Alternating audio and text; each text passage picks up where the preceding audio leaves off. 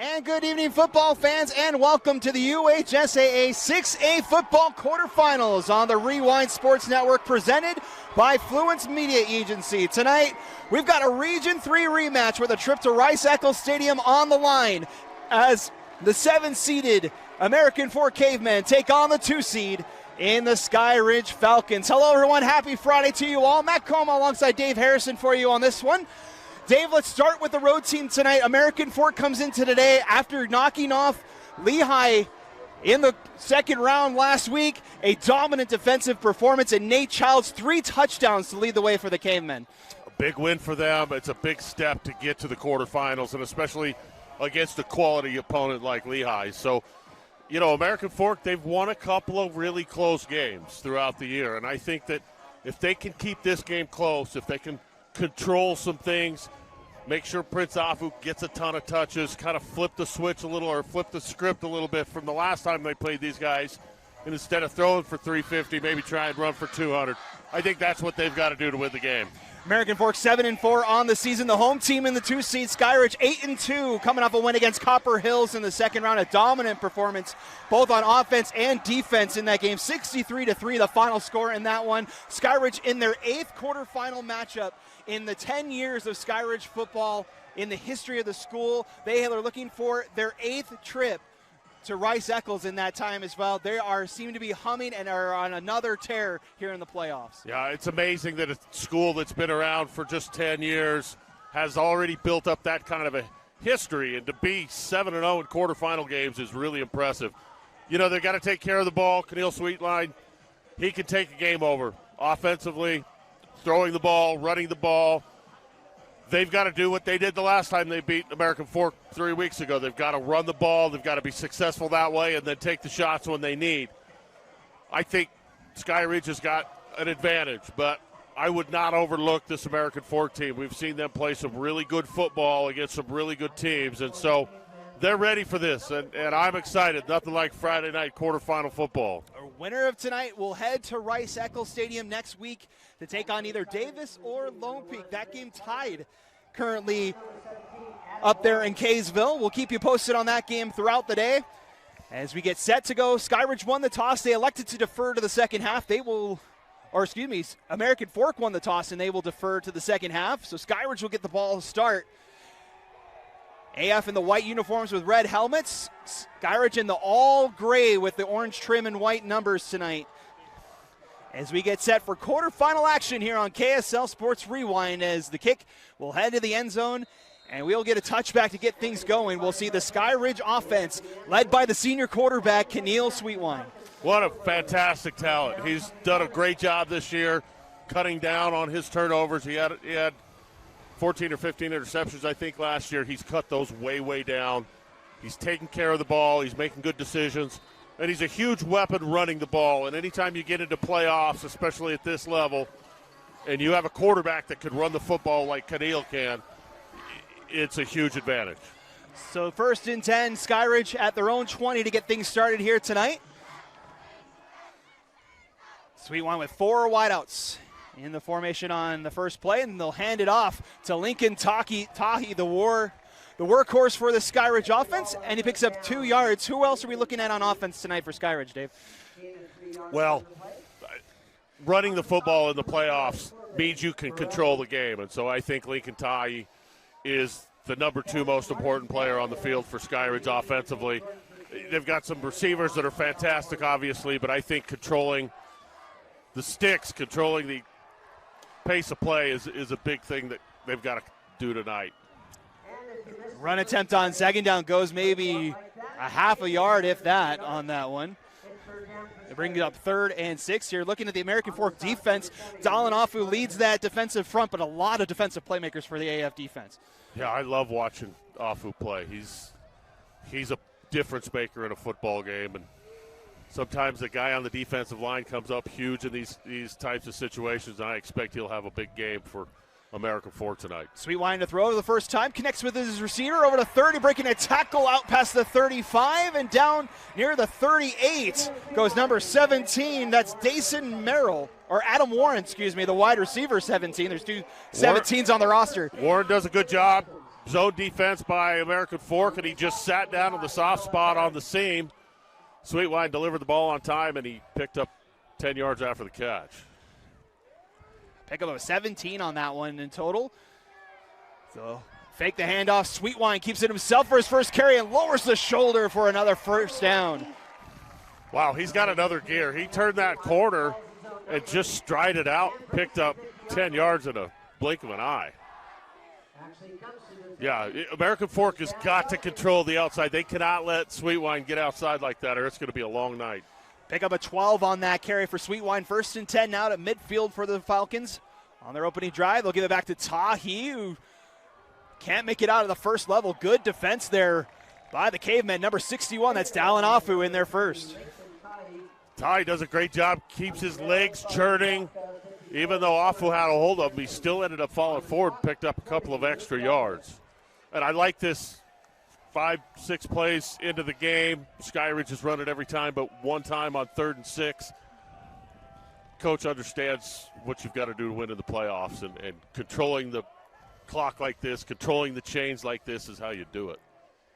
Skyridge ran the ball very effectively against American Fork in their last meeting in Week 10 as Sweetwine looks to throw and connects with his receiver on the near side, Hunter Sheffield, for another first down. Really impressed by Sheffield there. He had a little bit of a corner route, and with that deep shell defense that American Fork is playing, he just kind of throttled it down into the hole, and Sweetwine on the same page connects. Another nice throw and catch for the Falcons. Pick up a 15, 1st and 10 at the 31 now for Skyridge. Sweetwine again connects near side. And there's a Marion Sanders with another big gain. And Skyridge in the red zone for the first time. Really good decision there by Sweetwine. He saw the really soft coverage from the corner without any safety help over the top. And just decided, I'm going to take the 5-yard hook route. And he picked up another 5. And they've done that twice. They've just found a 5-yard hole and let their receivers pick up yards after the catch. Couple of bunch plays now. 1st and 10 at the 15. Sweetwine again to throw. It's going to take a shot for the end zone. Has a man wide open out there and incomplete. Intended out there for Sheffield. Almost had the home run ball there to put points on the board. Well, yeah, they did a good job. They do a good job of throwing those receiver screens to the outside. And so American Fork has seen that on film, and they came down hard when they saw the outside receiver sit like he was going to catch the ball. Number 2 receiver ran a wheel route, was open, just the first overthrow and completion of the game. I like that play, though. See if they get back to running the ball a little bit. 2nd and 10 to the 15. 4 wide out, set a man in motion, and they'll give it to Tahi. They actually fake it off to Sweetwine, and he will try and navigate his way before he's met by the AF defense. And throw him backwards there. That's number 55 for the Cavemen in their first. Mitt Palmer with the tackle. Yeah, Palmer making him pay for running the ball. Those are 2 tough yards. I like that, though. You hate to go 1st, 2nd, 3rd down and throw it every time. So looks like some pressure. AF showing it for a moment. 2nd, 3rd down of the drive here for Skyridge. Need to get to the 5-yard line to move the chains. Bouncing him out to empty. Look for the middle of the field, number 2 on a bend route maybe. Or quarterback draw. Sweetwine will look to throw. Surveys as time, fires right over the middle. Wide open is Talmadge Oswald. Touchdown Falcons. Really nice patience there. Sweetwine had a couple of guys in route and waited for that delayed slant route by Oswald. Found him wide open right in the middle of the field. So Skyridge gets on the board first here on their opening drive of the game. Crew Odom on for the extra point.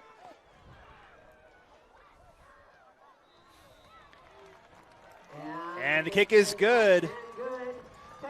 8:04 to play. Opening drive, 7 points for the Falcons as they take an early 7-0 lead in the 6A quarterfinals here on KSL Sports Rewind. We'll take a break. Be right back.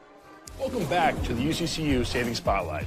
Today's play of the day goes to Becky, a single mom who just got her son Max a youth debit card from UCCU. This is a big win for Max, who knows that UCCU mobile banking makes it easy for his mom to add money to his debit card anytime. It's also a big win for Becky, who knows it also makes it easy to monitor her child's spending anytime. Final score, 1 happy son, 1 responsible mom. With the assist from UCCU. Welcome back, 8:04 to play in our first quarter. Skyridge with a 7-0 lead here on KSL Sports Rewind. Reminder, tonight's game brought to you by Northside Capital and Origin Brand Merch. They're tonight's game day sponsors. Also, Cornerstone Excavation and Development. From the ground up, we build excellence. And that touchdown brought to you by Direct Meds, better at health. So Skyridge wasting no time getting points on the board. They will send this one near the goal line and just gathered right there at the goal line by number 4 for the Cavemen. That's Corbin Bowerly that had a chance to try and return that, but it'll be a touchback, and we'll see the American Fork offense back out on the field, led by the junior quarterback, Nate Childs, who took over the starting job after Capono Manuela went down in Week 7 against Lehigh. He leads this American Fork offense out on the field for the first time. Yeah, they need to be efficient offensively. They're down. You can't get down 2 or 3 scores to this team. So every single drive in the playoffs are extremely important, especially when you're down. So they've got to take care of the ball, but they've got to move the rock. 1st and 10 from the 20. They give it to Prince Zafu, and Afu scoots his way back to the line of scrimmage, escorted out by number 27 for the Falcons, Tsuka Finau. Had a fumble recovery touchdown against Copper Hills last week for the Skyridge defense. Yeah, really good job defensively there. Skyridge just stringing that out to the sideline. Didn't give Afu anywhere to go. So 2nd and 10 after the no gain for Afu.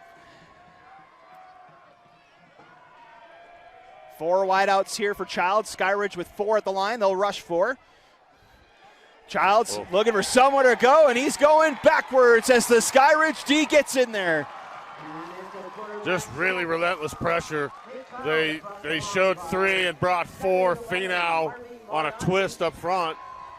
They just overpowered the offensive line, and American Fork's got a good offensive line. They have got to hold their water. They've got to be able to contain those 4 rushers for Skyridge.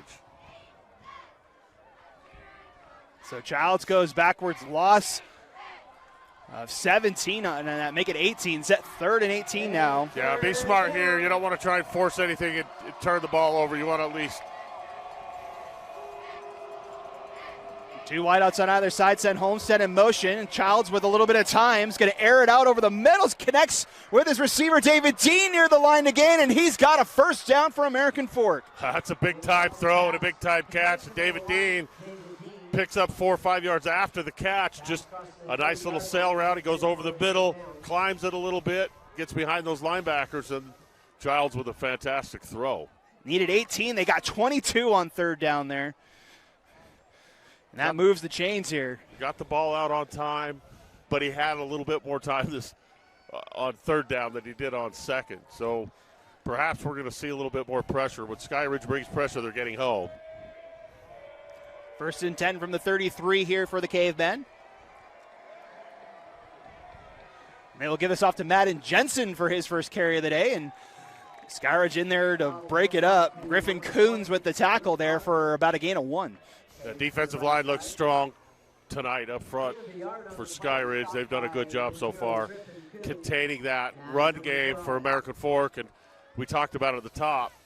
American Fork needs to run the football tonight. They've got to be successful moving the chains on the ground, and so far it looks like Skyridge is coming to play up front. Mentioned the rushing yards for Skyridge in that last meeting. 279 rushing yards for Skyridge in the game, only 58 for the Cavemen. In that Week 10 loss for American Fork. Childs throwing on 2nd down. That one's tipped out of play, almost intercepted. That'll bring up 3rd and 10, intended for number 85, Ty Homestead.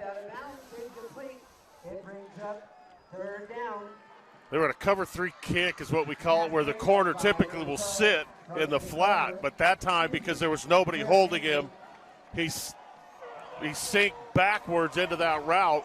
Otherwise, it was a good route, a good call. He just did a good job defensively reading the play and getting back. Brings up a heroic 3rd down here for American Fork. Childs a throw, pressure coming, fires near side and out of the hands of Dean. And that'll bring up 4th down. Pretty good throw, just a little bit on the back hip of Dean. Dean got his hands on it. I'm sure he wishes he could have that one back. Pretty good job that time by the American Fork offensive line because they brought a twist inside and 5 on that rush, and American Fork picked them up nicely. So that's a good sign for American Fork. Jet press switch on for the punt here for American Fork. Briggs Parker all the way back at his own 25 to return. Good kick there by Presswich. Gives Parker a chance to field it at his own 31. He's got some room near side and out past midfield with a convoy of blockers goes Briggs Parker out of the tackle. One more man to beat. He will beat him for the kick return touchdown. That was the entire punt return team involved on that play. They did their jobs. They stayed on their blocks for a long time. And Parker did a fantastic job of reading his blocks, cutting it back up across the middle of the field and into the end zone. All said and done, a 69-yard punt return touchdown for Briggs Parker.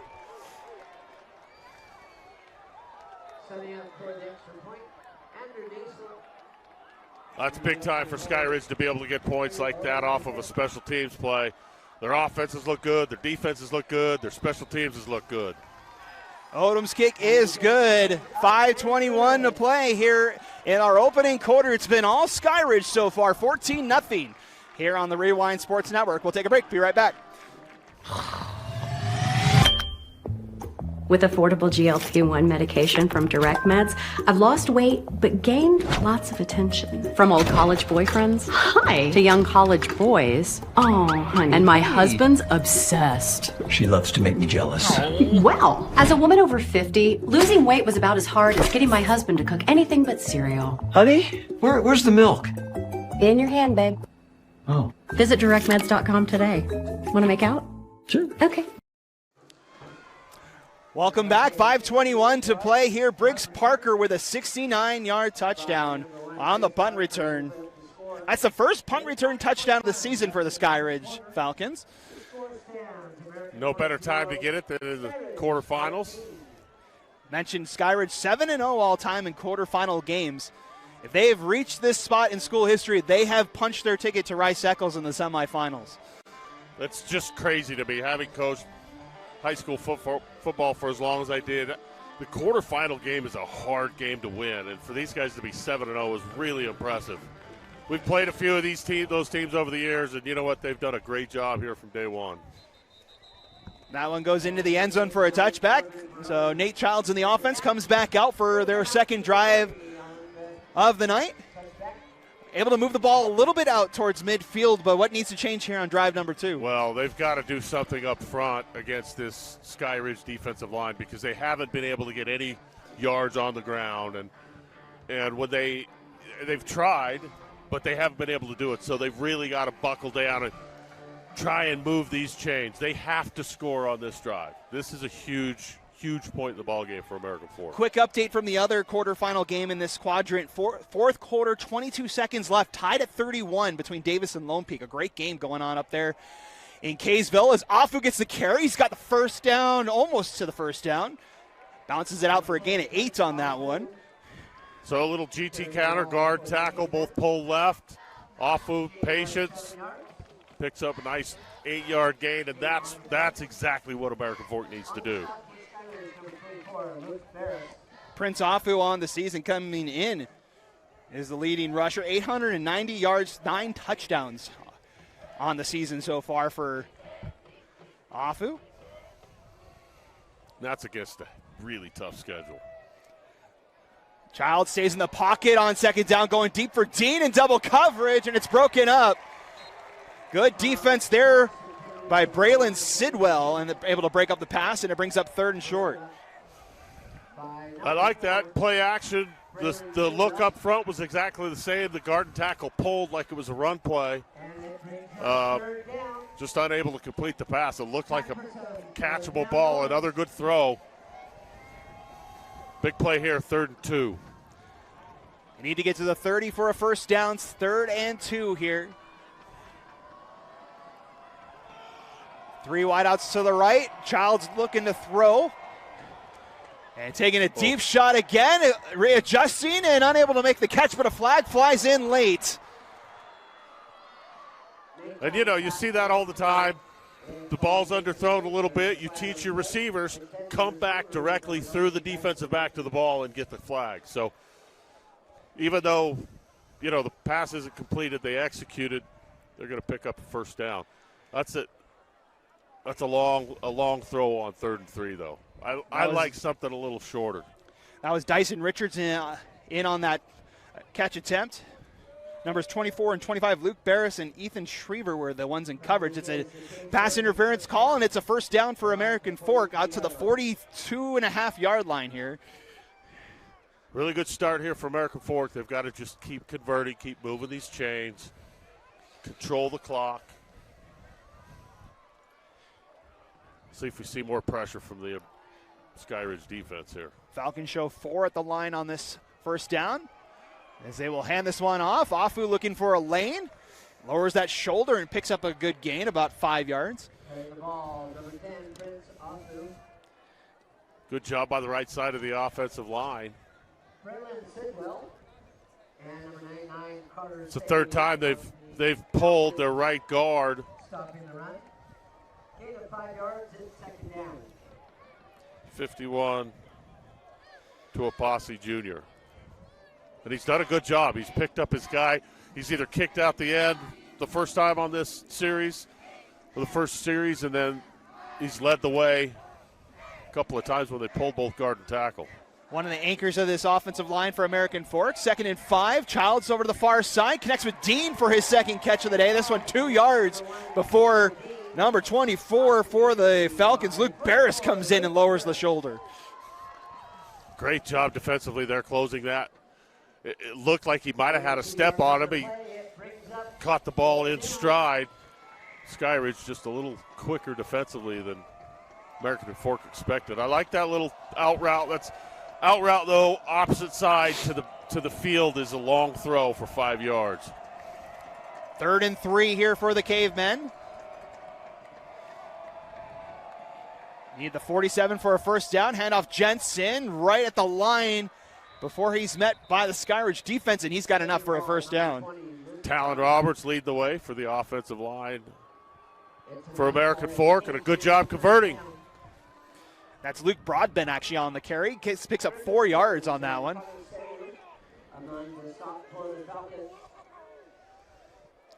Nope, I had that correct. That was Madden Jensen in there. Hard to see the 28 and the 20 from up here. Jensen with a pickup of 4. Moves the chains here for the Cavemen. 2:35 and counting here in our first quarter. 1st and 10. 2 wideouts to the left. They'll give it back to Jensen, and Jensen again hit right where he stood. Barris again with another defensive stop. Hammer time right there. That's the worst as a running back, when you're wrapped up at your feet and the linebacker finishes you off up high. Really good job that time by Skyridge. No, maybe a gain of 1 on that one for Jensen. American Fork doing a good job running the clock down, snapping it under 10, shorten this game up. 2nd and 9. Childs the throw is going to take a deep shot for Dean again. He's got a step. He makes the catch. David Dean inside the 10. And it's 1st and goal, Cavemen. Nate Childs dropped that one in the bucket. Perfect. The only spot where Skyridge could not get to it is the outside shoulder of the receiver. And Dean did a really good job of stemming that up and giving his quarterback enough room to throw him open to the sideline.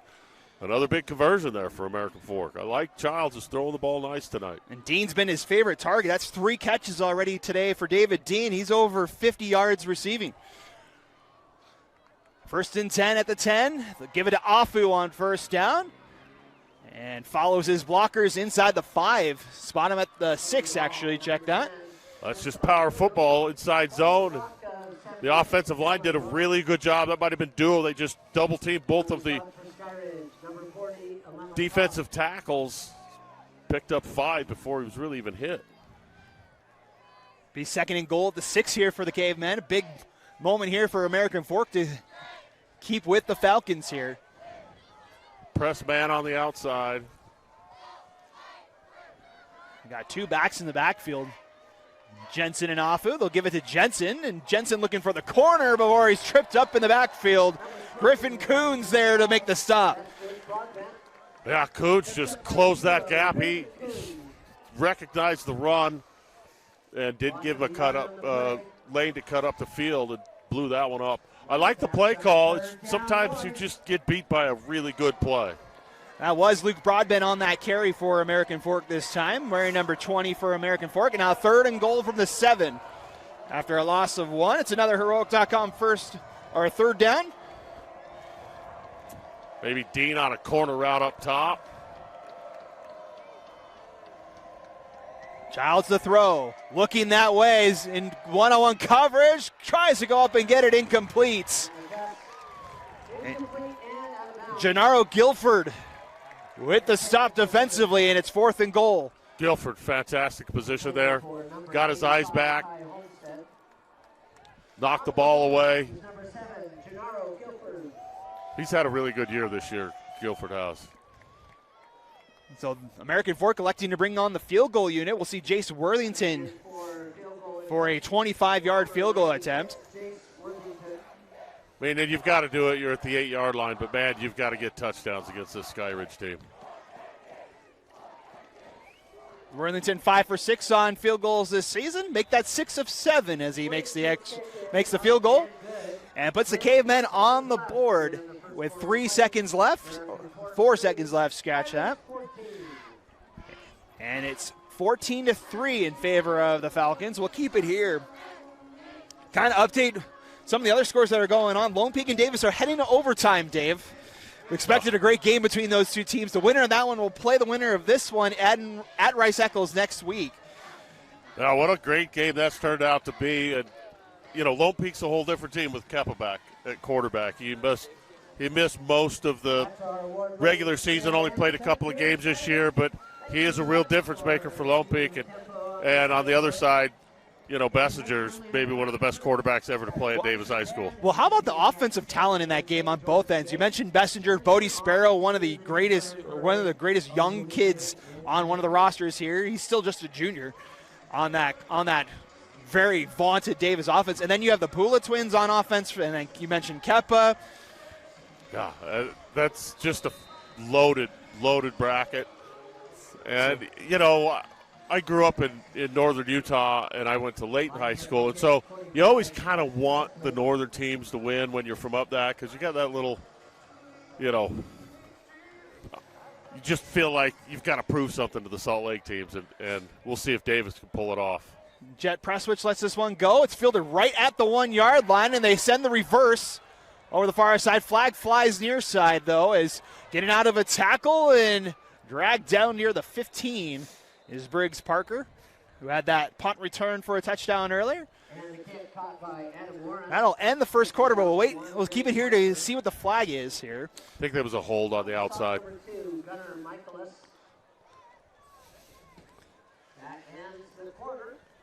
So it looks like it will be a hold, and that will do it for the first quarter here from Skyridge High School. The Falcons with a 14-3 lead here in the 6A quarterfinals. We'll be back in just a moment here on KSL Sports Rewind. Welcome back. They've decided we're going to play one more play in the first quarter here. They are going to play one untimed down before they start the second quarter. So Skyridge will start at their own 6-yard line. They'll run one play, and then they'll jog all the way to the other end of the field, depending on what happens on this play.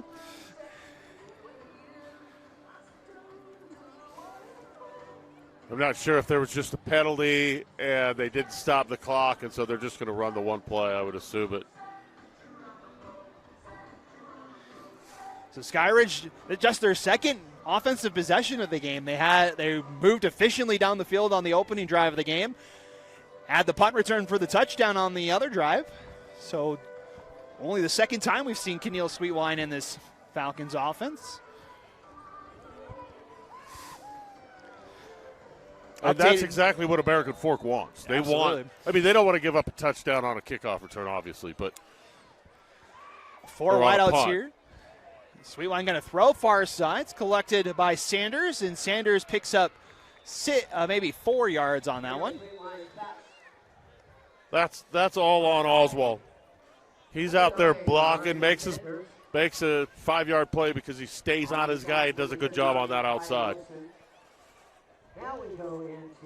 So that will officially end the first quarter here from Skyridge. We'll keep it here as the teams will switch ends. We have an update from Davis and Lone Peak. Lone Peak has scored on their first possession of overtime. They're about to kick the extra point to go up 7 on the darts. Really like that drive that American Fork put together. They had a good mix. They ran the ball. They pushed the ball down the field a little bit, throwing it. I think there's some holes underneath that they can probably take advantage of. But a really good job, and at least they got points. I know I said you've got to get touchdowns against this Skyridge team, and hopefully they'll be able to slow them down if you're an American Fork fan. But, boy, I'll tell you what, they looked efficient on that first drive, and I don't know what you do to change. I mean, these guys are just good. Sweetwine's got passes to 4 different receivers already in this game, and they've only had 1 drive and 1 play. Hey, Keneal Sweetwine threw to 10 different receivers in that game last week against Copper Hills. Known for his feet, he's the leading rusher on Skyridge this season, but he can get it done through the air as well. You know, when American Fork's playing coverage here, they've got pretty much everyone dropped back. 5 guys in the box, maybe a corner blitz, but it doesn't look like it. 2nd and 5, Sweetwine again to throw, wide open on that far side. Looks like number 5, Talmadge Oswald. Love. That's one of my favorite plays of all time. Just everybody run 6 yards and stop. Somebody's going to be open in a hole. 2nd catch for Oswald today. Moves the chains for a new set of downs. And we get whistles on the snap here. It'll be a false start on American Fork. Yeah, receiver up top.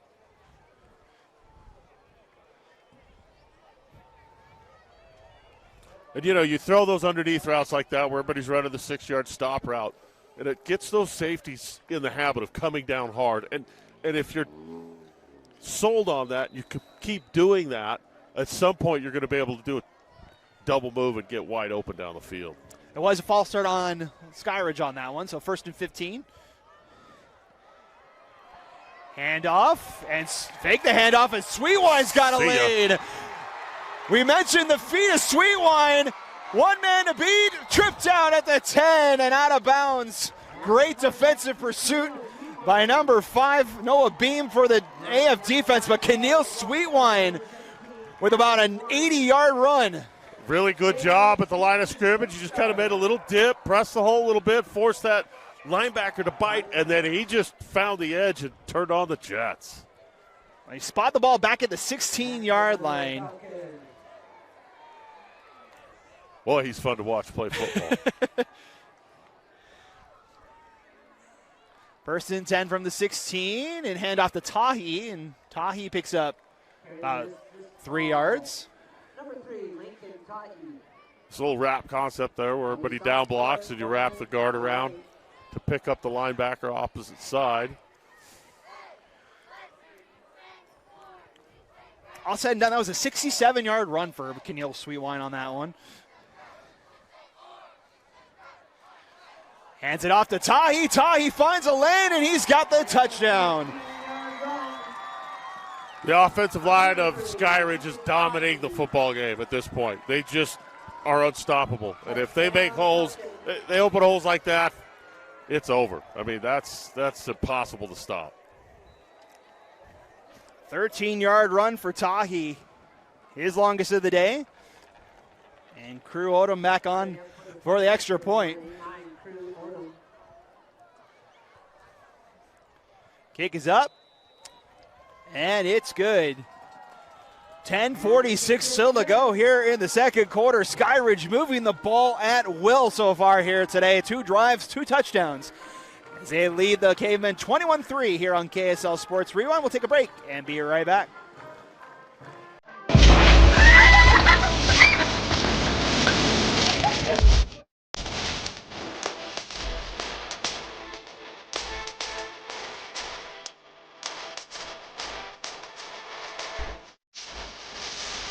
At 10:46 to go.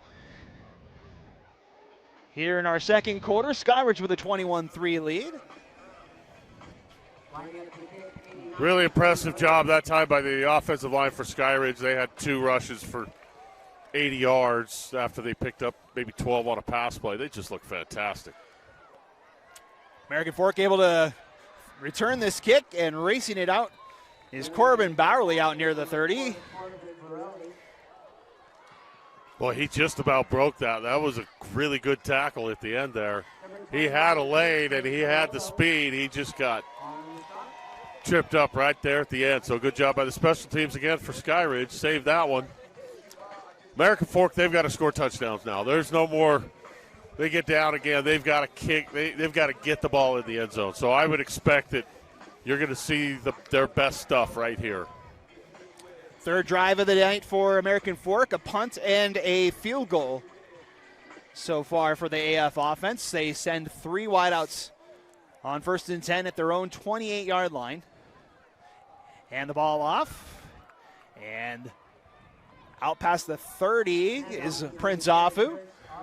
Same thing they started their last drive with, guard tackle counter. They bring him to the right. That time Finau saw it, recognized it, reacted. Did a good job of making a hit in the hole, but Afu kept his legs turned and picked up 4 or 5. So a good start for American Fork again. And last time they went play action off that same look, but they're in a different formation, so they're spread now. Got 4 wideouts here with Afu in the backfield. Send Richards in motion. Childs the throw. Fires over the middle and broken up. Intended for David Dean. Yeah, that's a tough ask. They dropped 8 into coverage, so you've got 5 linebackers across, and you send Dean on a slant route across. Dean's just hoping he doesn't get crushed on that one.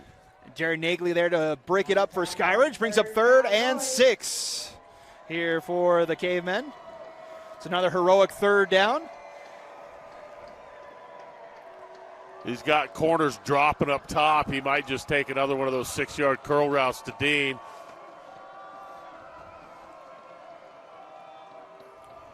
Childs looking over the middle, looking for Richards behind him, and incomplete. I don't know if he thought Richards was going to slow that down into that hole. Because, again, Skyridge is dropping into that zone coverage. You've really got to throttle down and find a hole, but you've got to be on the same page as your quarterback.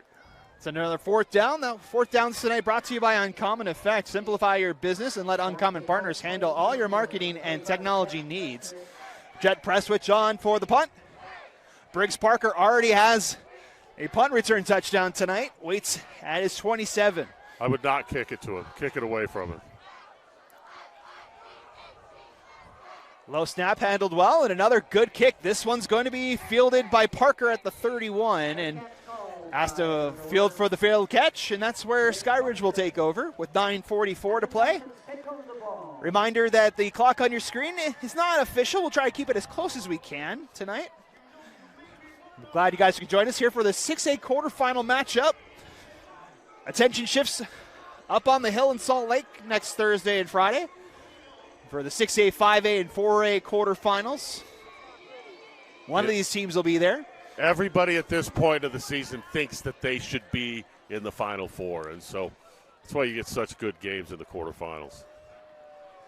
Sweetwine to throw on 1st down. Checks it near side for Tahi for his first catch of the day, and picks up about 3 yards. Impressed with the outside blocking of these receivers by Skyridge. When you've got athletes like they've got, it's nice to be able to just throw that out there for your quarterback and be able to pick up 6-7 yards. And so far, they've done a really good job blocking on the outside.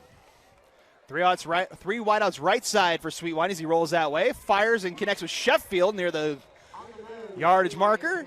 He'll be out of bounds right at it.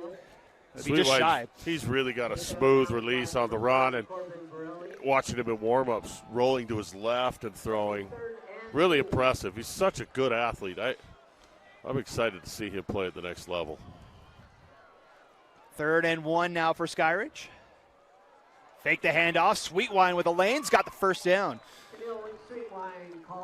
Yeah, he's got the skill set that translates, that you could use at the next level. He's a smart kid. He gets the ball out quick. He's improved. He's coachable.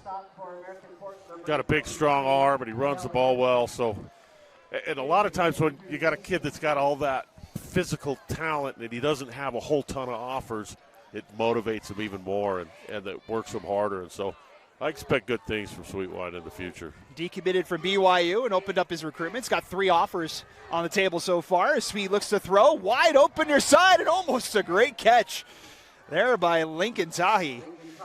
He was peeking deep, and Sheffield they covered him and made a good read, just overthrew him a little bit on that deep out route. But again, it just shows you how strong his arm is to throw it to the opposite side field at 12, 15-yard out. Pretty impressive arm. Brings up 2nd and 10 for Skyridge here. Spreading it out again, 4 wideouts. Tahi in the backfield. Fake the handoff again. Sweetwine. Out the near side, lowers the shoulder out to the 50. Good run of about 6 yards there, and a physical one at that for Sweetwine. Yeah, delivering the blow right there. DBs don't like seeing him coming, especially when they're engaged and they're blocked and they don't really have any choice but just to absorb the hit. 3rd and 4 upcoming here for Skyridge. They'll get the call from head coach and offensive coordinator Justin Hem. I think we're going to get some pressure here. Hem in his 3rd season at the helm here at Skyridge. Throw far side for trying to set up a screen, and it's read well by the Cavemen. First one in there is number 39 for the Cavemen. That's Ty Wilson to break it up and bring up 4th down. Yeah, safety read that early, broke on it, made a really good play, and they just brought more defenders than they had blockers. That, though, sets up a little pump and go off of that same look later in the game. So Skyridge going to go for it here, 4th and 4. Need the 46-yard line for a first down. Skyridge's first 4th down of the game.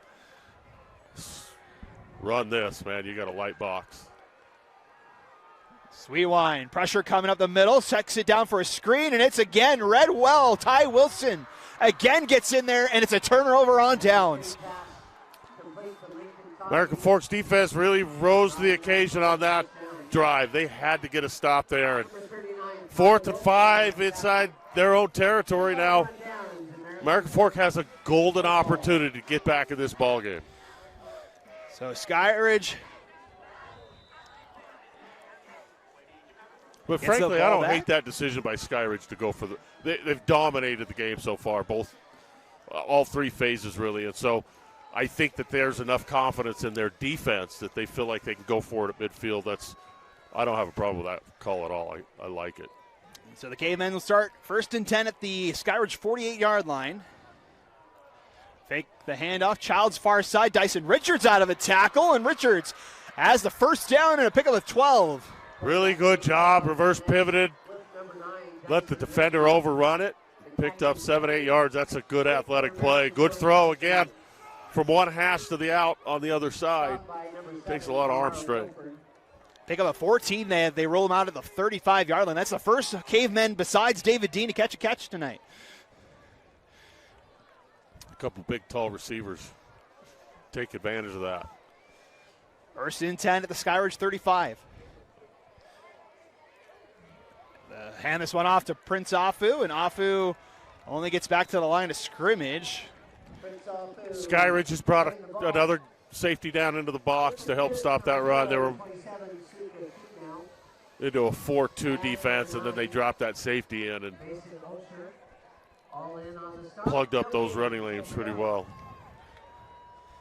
Update from Lone Peak and Davis, still in overtime, tied at 38. We'll keep you posted if and when that game goes final tonight. 2nd and 10. 3 wideouts for Childs. He looks to throw, takes a shot again. Nice adjustment on that far side and making the catch. I believe that's number 8 for the Cavemen Christian Hanshaw with the catch, and it moves the chains. It's a good job by Childs of throwing that back shoulder, again, just to where he can get that. Typically when you're teaching your quarterback on that wheel route to throw the back shoulder, you tell him to aim it right at the back of his helmet, and then the receiver should be able to adjust to that. And he did a fantastic job, put it right on line. Gain of 15 puts the Cavemen back in the red zone for the second time tonight. They had a field goal on their last trip to the red zone. They'll hand this one off to Afu, and he's dragged down by the Falcons' Harvey Moiai in there for the tackle. Really active defensive front right there for Skyridge. They've moved. They've been in a 30 front. Now they're into a 40 front. Back looks like maybe back into a 30 front, but they're bringing those linebackers down and plugging up those run lanes. American Fork may have to lean on those big, tall receivers. He's got Dean on the outside man cover. Now they move a safety and a linebacker out. So 2nd and 9. Childs to throw. Fires over the middle looking for Richards, and Richards has a touchdown. It's really tough to defend a big, tall receiver like that on a bend route right in the middle if you're not right on his hip, and he did a good job delivering the ball on time. A good route, and American Fork's back in the ball game.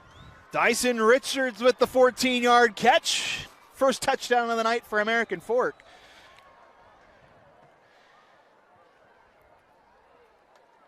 It's Jace Worthington on for the extra point. Lining up for the point after number 96, Jace Worthington.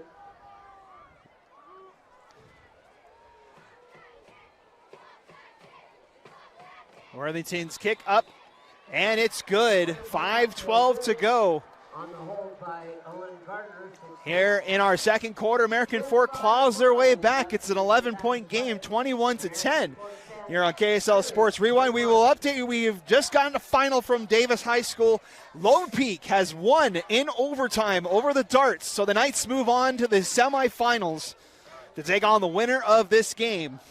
41-38, the final score in that one. Lone Peak wins that. So Keppa, the Lone Peak quarterback, was our quarterback at Alta, and we beat West in a 4 overtime game, as you remember, as you were on that call, and I was on the sideline, and I told you before this game before the overtime, Keppa knows how to win in overtime. So congratulations to Lone Peak.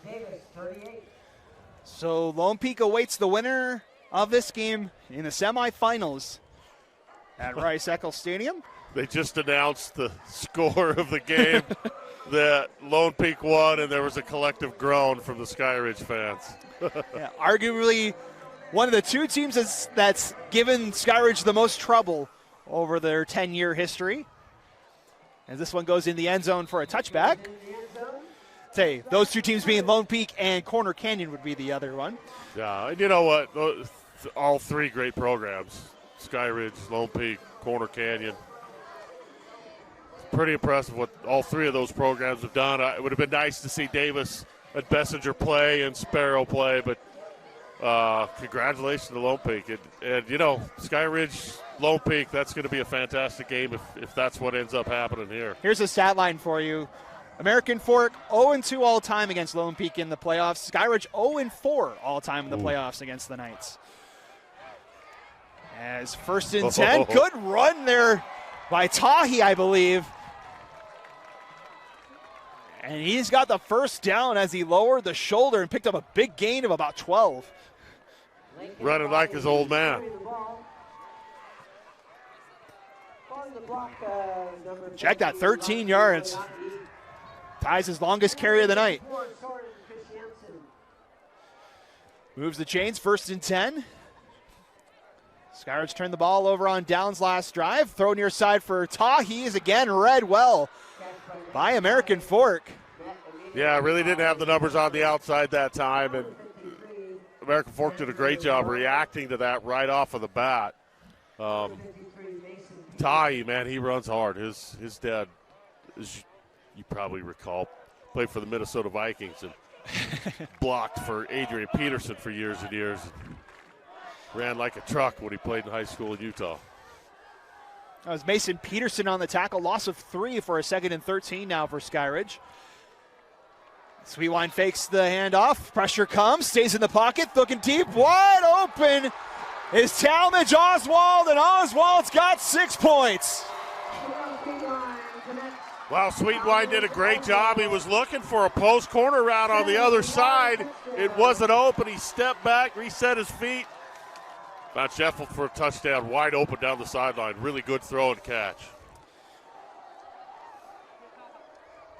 6th touchdown of the season for Oswald, and that puts it right back to a 17-point lead. Could be 18 here with the extra point by Crew Odom.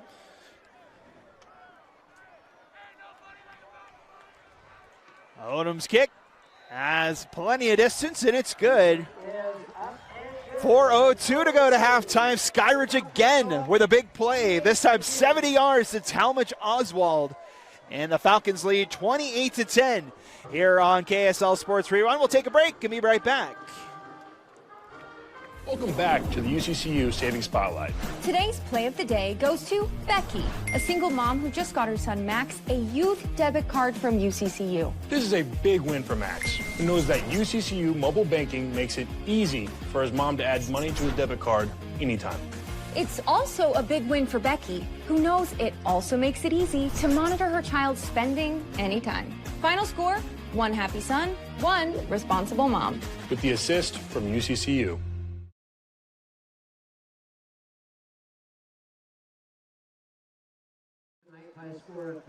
Welcome back. 4:02 to go to halftime. 28-10 in favor of the Falcons.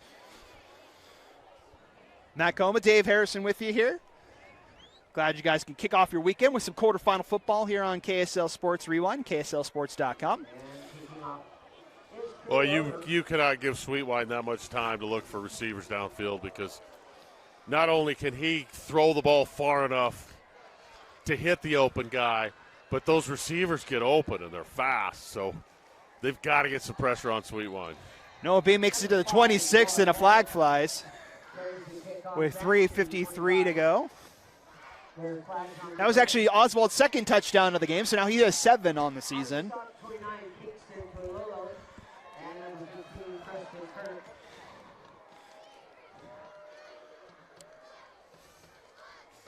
Let's see what the call is here for this return.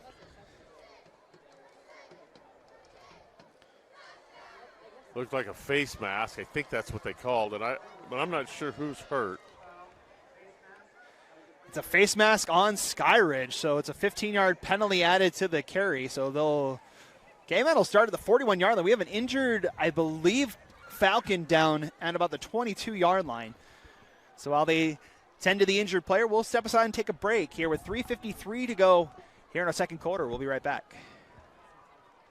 Oh, actually, we'll keep it here. Is it number 22 for the Falcons, Rex Caswell, the junior linebacker, being helped off of the field.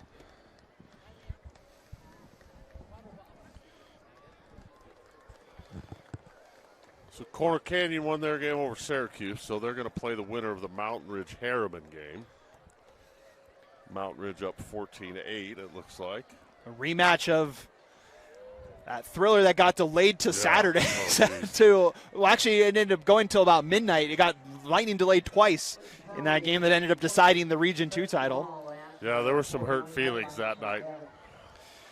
There was a question whether or not Jackson Hunt would be ready to go after going out in that game last week against Riverton. He is back in the game, has 2 touchdowns to his name, as that one's swatted away here on the near side. That's number 9, Mason Oster, the defensive end, getting his paw up there and knocking that one down. Yeah, really good job, because he had an open receiver. It would have picked up 7 or 8 yards at least on that. So Saget in 10, 3:49 to play.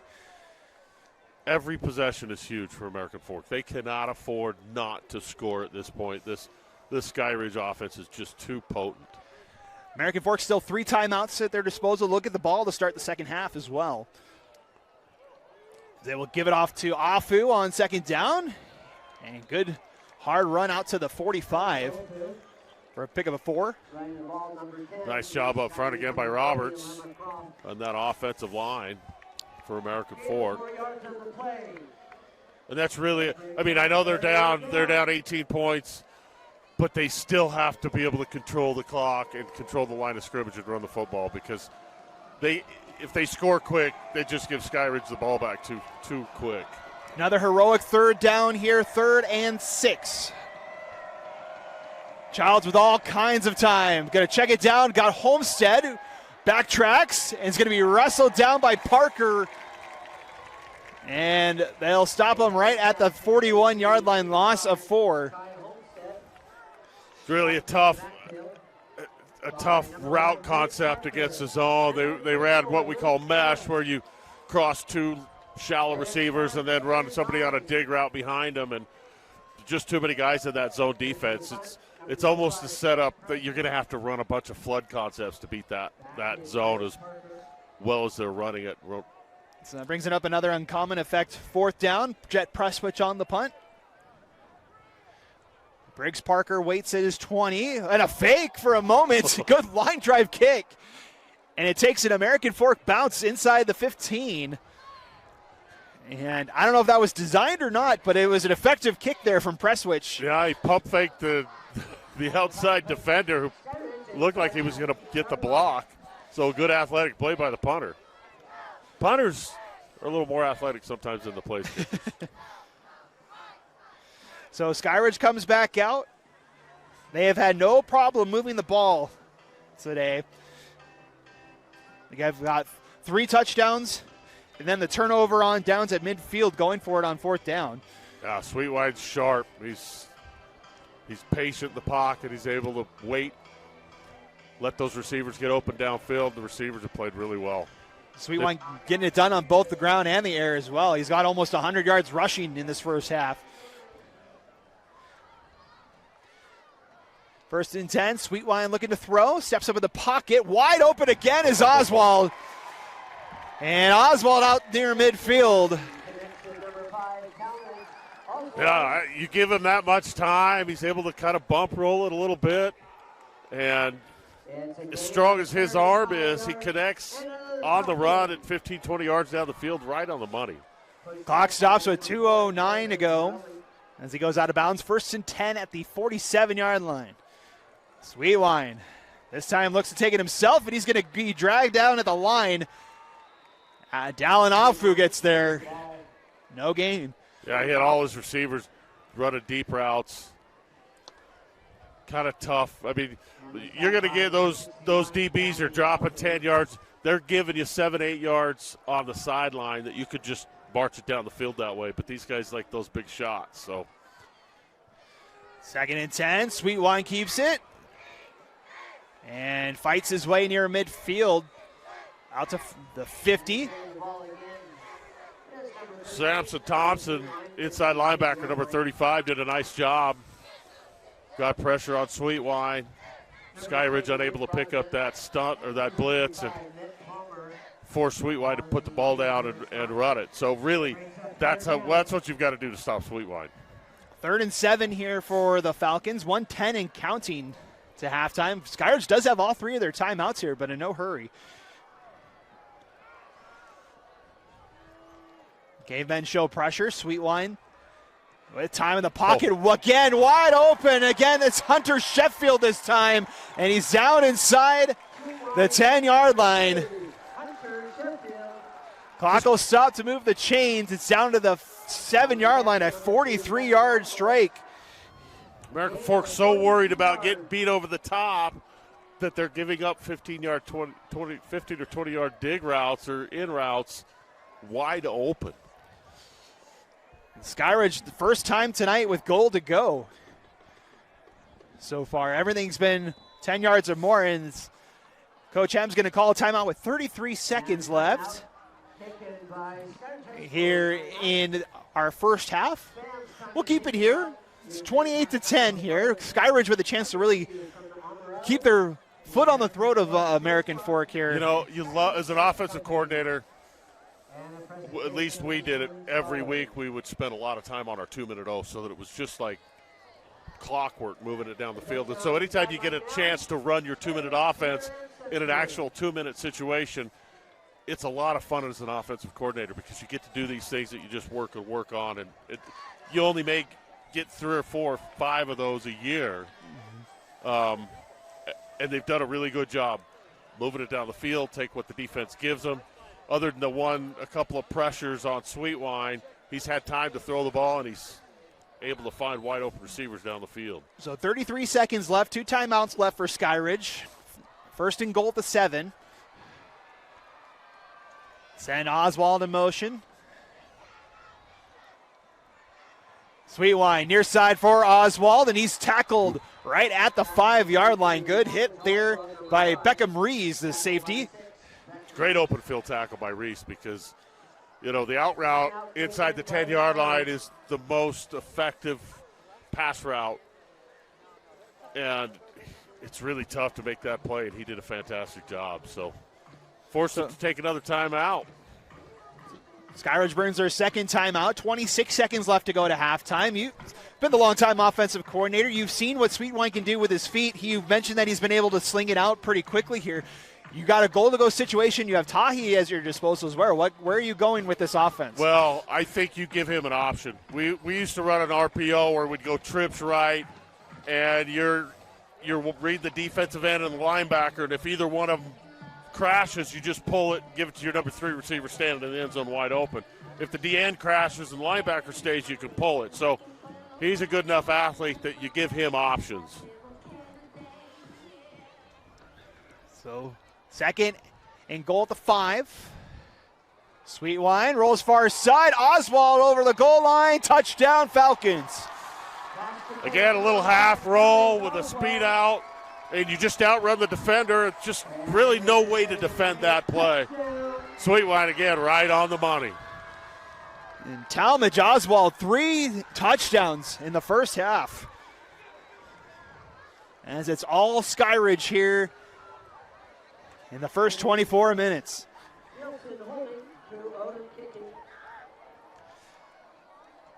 Odom on for the extra point. And it's good. With 20 seconds to go to halftime, it is 35-10 Skyridge. All Falcons here in this 6A quarterfinal. Want to thank some of our sponsors as well. That extra point is brought to you by Live Fit Systems. Also, our timeouts tonight brought to you by Elite Terminal Services. And we want to thank again our presenting sponsor tonight, Fluence Media Agency, and our game sponsors tonight, Northside Capital and Origin Brand Merch. So 20 seconds left. We'll see Skyridge kick this ball off. This is as sharp as I've seen any offense this year, except maybe a couple of halves of Corner Canyon where they've looked unstoppable. But, boy, Sweetwine looks good. The receivers look good. The offensive line's giving him a time. When they've run the ball, Ty's done a good job. I mean, offensively, they just look like a juggernaut right now. They seem like they've kind of flipped the switch for the playoffs here. They've now scored 98 points in their last 6 quarters here in this playoffs. Well, Copper Hills, 63 against Copper Hills it's still 63 points, but they probably could have scored 80. And Prince Afu's going to get a rare return here, and he breaks it out to midfield. And inside Skyridge territory goes Prince Afu. Hey, they're in striking distance. They're inside the 50. You could score from there. They will have at least a shot here that they can go for the end zone. We've seen Childs air it out already in this game. You got a couple of big receivers. We'd stack 3 on one side, 1 on the other side. You'd run all your big guys down into the end zone and just throw it up. You mentioned you have Ty Homestead, 6'3". David Dean's above 6 foot as well. Tyson Richards, 6'5". Christian Hansaw, 6'5". They got a lot of tall guys they can throw it to here. The key is you've got to give your quarterback enough time. So typically you'll do a dash roll where you'll take 3 steps and then half roll out. But he's throwing over it the quick middle. Right down the Richards middle. Incomplete. That's a pretty good play. He catches that ball. He goes down. They have a timeout. They have time to stop it. Now they've got to go to the end zone. Clock stops at 4 seconds. That one stopped by number 10 for the Falcons. That's Dylan Hyde, the linebacker. And Skyridge in prevent defense here. I one time saw Orem convert 2 Hail Marys in one game, back-to-back, because there was a penalty after the first one was converted. Pressure comes, and Child steps up, and they heave to the end zone. Over there, and it's broken up, almost intercepted there by number 7, Maddox Rarer, or Gennaro Guilford, the other 7. As the clock hits zeros, and that wraps up the first half. Here from Skyridge High School, it's been all Falcons in this 6A quarterfinal. They lead 35-10 as we head to the halftime break. We'll step aside and be back in about 15 minutes with the second half. 2 quarters in the books. It's the Falcons 35 and the Cavemen 10. You're watching the 6A quarterfinals on KSL Sports Rewind, presented by Fluence Media Agency. We'll be right back after the halftime break.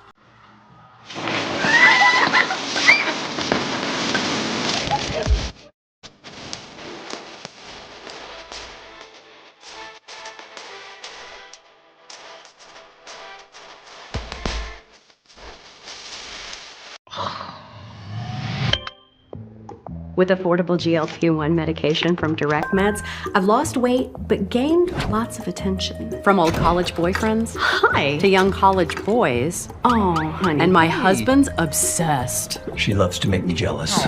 Well, as a woman over 50, losing weight was about as hard as getting my husband to cook anything but cereal. Honey, where's the milk? In your hand, babe. Oh. Visit directmeds.com today. Want to make out? Sure. Okay. All right, welcome back, football fans. Ready to start our second half here between Skyridge and American Fork. 35-10, your score at the halftime break in favor of the Falcons. Our apologies, we're trying to get our scoreboard back up and running. We'll hopefully get it for you here shortly, as we had some technical difficulties at the halftime break, but we'll be back up and running here. Matt Cohen with David Harrison. Dave, your thoughts on a pretty dominant first 24 minutes from Skyridge? I'll tell you what, this is as good as I've seen Skyridge play all year. All 3 phases, they've dominated. Defensively, they've put pressure on. And offensively, they really unstoppable. And Sweetwine just has been accurate. He's had time. He's been able to relocate in the pocket, get outside. I mean, he's done everything. He's run the ball. He's thrown the ball. And Skyridge, boy, they look like they're going to be tough to beat. It's kind of a sad situation, at least in my opinion. I'm kind of old school. I loved it when you had to earn your way into the playoffs, and your region would go play another region, and you would never have to play somebody from your own region in the playoffs until you got to the semifinals. And so, you could easily have had American Fork in the semis, but they've had to go through 2 Region 3 teams in the playoffs just to get here. So kind of a tough draw for American Fork from that perspective. They had some good things happen in the first half, but really it's just tough to stop an offense as dominant as this Skyridge Falcon team is. So it'll be 1st and 10 here for the Cavemen at their 20-yard line to get things started here in our third quarter. Childs will dump it off, and that's Luke Broadbent on the far side, out of a tackle, picks up a yard on that one. I expect we'll see a lot of that defensively from Skyridge, where they just let American Fork throw the ball underneath and short to the back out, and then just rally to the ball. Don't let they don't want to give anything up over the top. Make them earn it. Make them burn some time to get into the end zone. Handoff on second downs, going to be met about a yard into it. Got Griffin Coons in there for the tackle. That was Prince Offie with the carry. Coons and Finau have done a nice job from the linebacker position. And when you've got a defensive line, they've been running mostly the odd front, a 30 front. And if your nose guard demands a double team, it frees up your linebackers. And they've done a good job on the defensive line of forcing American Fork to double team. 3rd and 7. Childs tries to check it down and incomplete, intended for Homestead. That will bring up a 4th down here for American Fork that only was able to muster 117 yards of offense in that first half. Skyridge, 238 yards passing, 129 yards rushing for a total of 367 yards in that first half. Yeah, they're just dominant. And, they're making a case. They've got to beat, a good Lone Peak team and then probably a good Corner Canyon or Mountain Ridge team. But Sweetwine's kind of the X factor. We were talking about it on the field before the game with some of the Skyridge coaches. He's a good enough player that he can take his team and lead his team to a state championship. And, it's been fun to watch him tonight. That was a good tackle by Ocean Bishop to stop Parker there, who's already got a punt return for a touchdown tonight. So we'll see Sweetwine in the offense for the first time in the second half. Sweetwine, 7 carries, 93 yards on the ground, 238 yards passing, 3 touchdowns, all of them to Talmadge Oswald, who has 6 catches for 138 yards in that first half. A dominant performance by the Falcons, and he goes to his favorite target once again. Oswald with another 10 yards on that one. Again, just attack that soft spot in the zone. Typically, it's your number 2 receiver when you're in trips, and he just sits at 6 yards. It's just a natural hole in just about any zone defense, and able to exploit it there. They've done that 2 or 3 times already tonight. Spotted at the 49, move the chains for a new set of downs. We'll send Tahi to the far side. And he'll look to throw that way. Tahi out of a tackle, and he breaks free. Turns on the Jets for a big gain for Skyridge.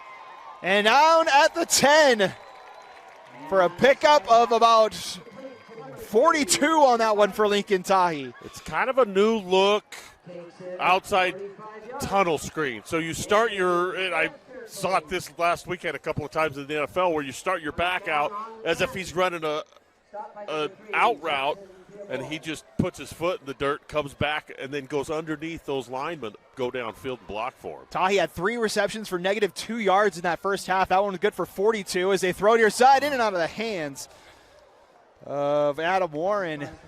Incomplete. It's kind of a little combo route there where you've got a corner, a sit, and a slant. It was there, just unable to reel it in. Good throw that time by Cadile. Brings up 2nd and goal here for Skyridge, looking to further move themselves in front here, up by 25 to start the second half. That tunnel screen they just ran, that's the first time I've seen a high school team run that. It was a really well-executed play. Sweetwine takes it himself, and Afu's in the backfield, and they'll just rule him dead at the 15-yard line. Dallin Afu getting back in there to blow that one up.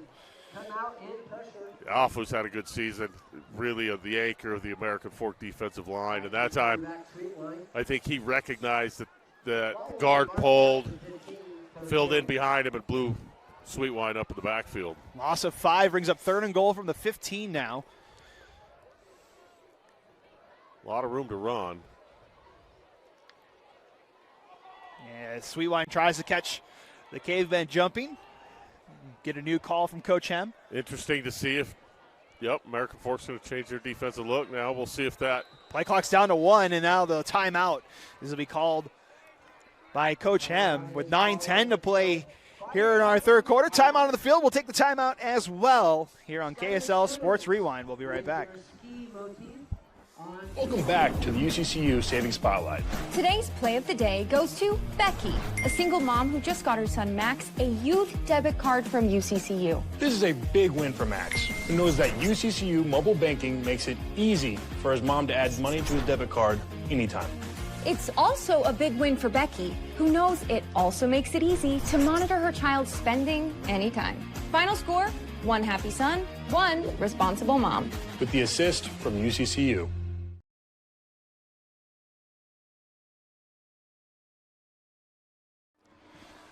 Welcome back. 9:10 to play. 3rd and goal here for the Falcons.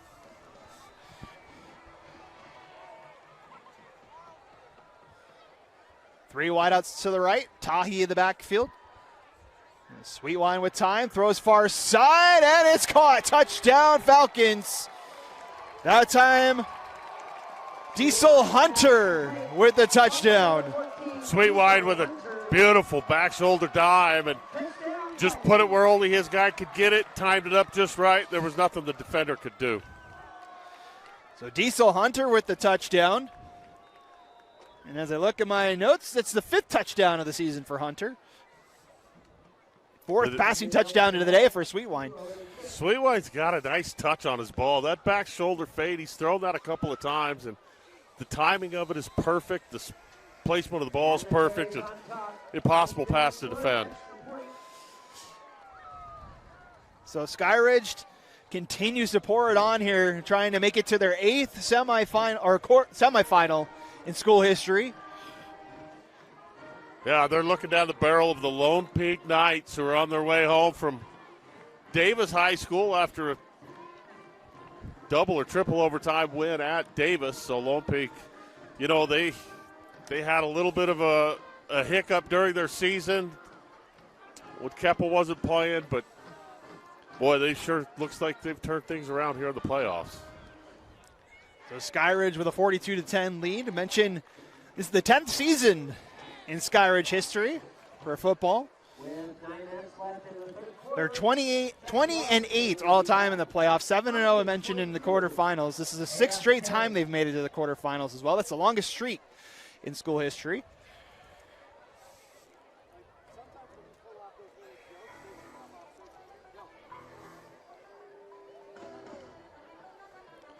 Interesting, I'll give you the stat here that I went deep into the archives this week looking up at stuff for Skyridge here and just how unprecedented their first 10 years as a school has been.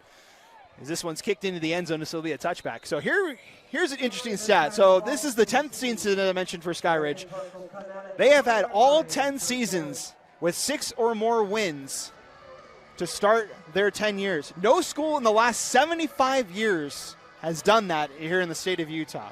And it's not like they're playing in the 3A South Division. They played 5A and 6A, yet still have had a winning record in all 10 of their seasons. I remember the first year they were open, we came here and played, and it was one of our semifinal teams, and we had to score with like 8 seconds left, and it was 56-54 the final. I mean, they've been good since day one.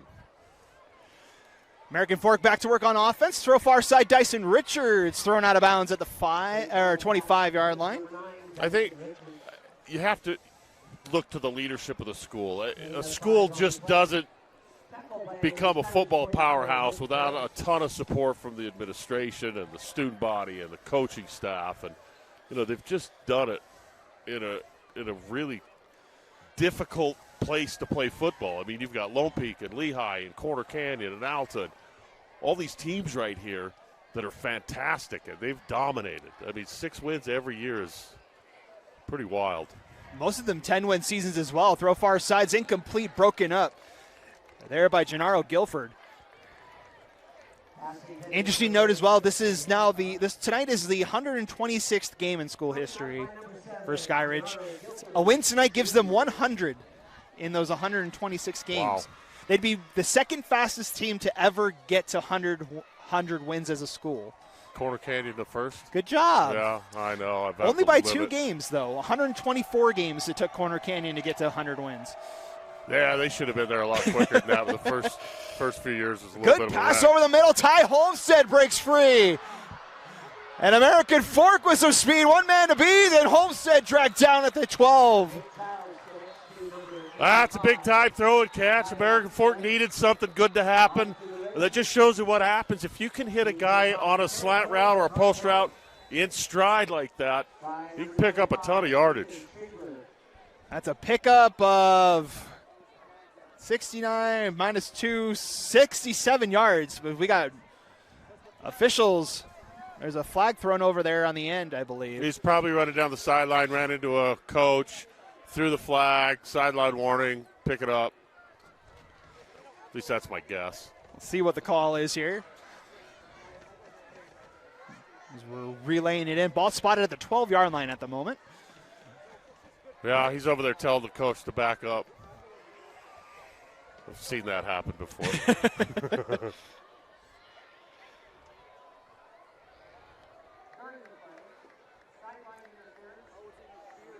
Ooh, it's sideline interference, so back it up 15 yards. No sideline warning. Interesting. That's Ron Shapiro, our white hat. Rest of our officiating crew tonight, umpire Curtis Reese, line judges TJ Sutherland, linesman Chad Vargo, and back judge Sean Snow, our officiating crew tonight. We thank them for given their time tonight. Fishing in this game, so they back it up 15 yards to the 27. Man coverage down here. Well, Childs goes the other way and connects with number 84. That's Dayton Hanson, and he's going nowhere, and a flag flies late. Jamaro Guilford shut him down. That was a really good job by the cornerback for Skyridge. There's a flag at the end of the play here with 8:24 to go.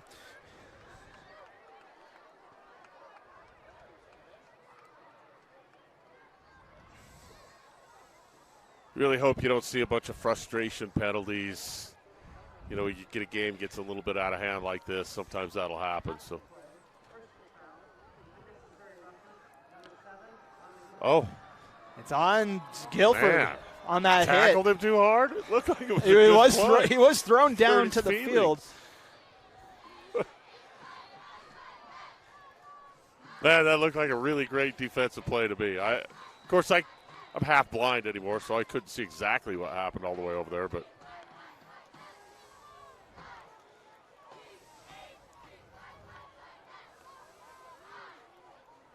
empty now.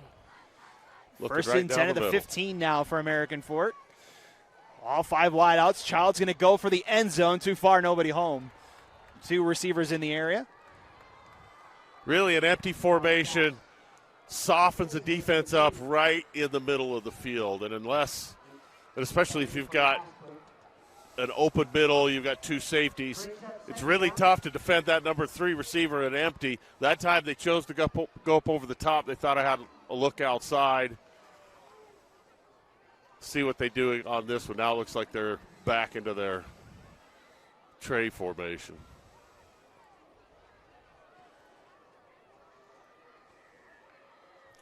Second and 10. Childs goes to the right side again, and that one's caught over on that far side. Number 85, Ty Homestead with the catch. Gets about half the yards. Interesting action that time by the offensive line. Almost looked like they thought he was going to roll out.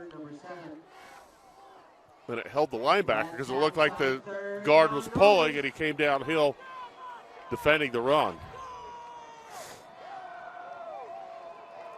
So 3rd and 5, make it 4 here for American Fork. Trying to put points on the board here.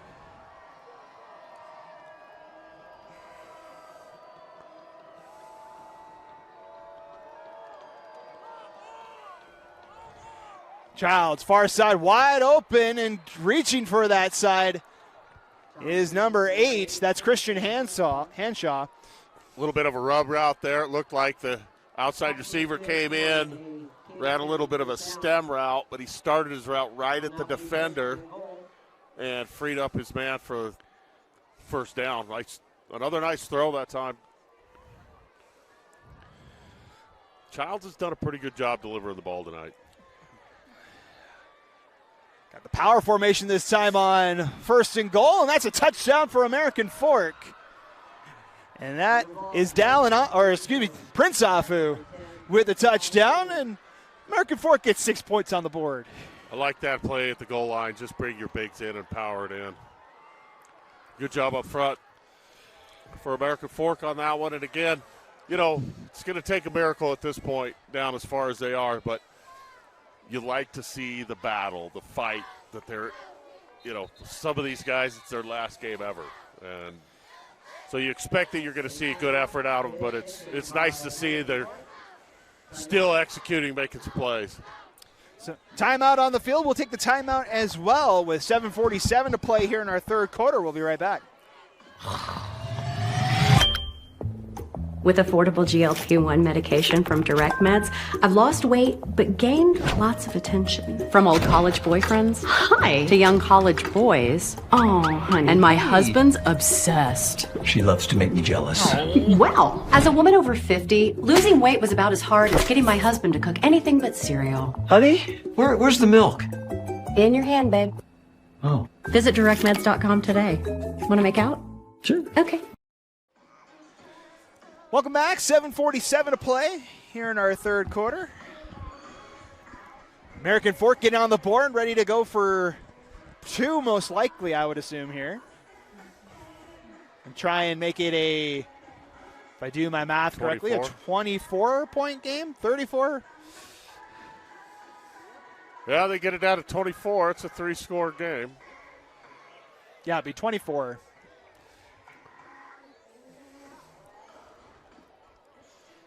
See what they come up with. Well, that touchdown formation, that was a pretty good play. They look good there. Under center. Childs, nobody in the backfield here.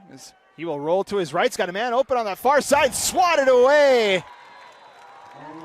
Getting in there, Ethan Schriever. And that will be a 2-point conversion unsuccessful, and it saves 42-16 as Skyridge holds on the 2-point conversion. Yeah, it keeps it at a 4-score game. A really good job. Gifford out there's been fantastic for Skyridge. So Skyridge still up by 26 now with 7:47 to go. I mentioned looking to get back to Rice Eccles.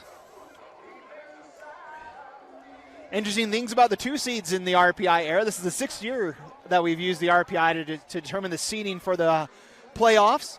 The 2 seed has made it to the 6A semifinals all the 5 times in the previous 5 years of the RPI era.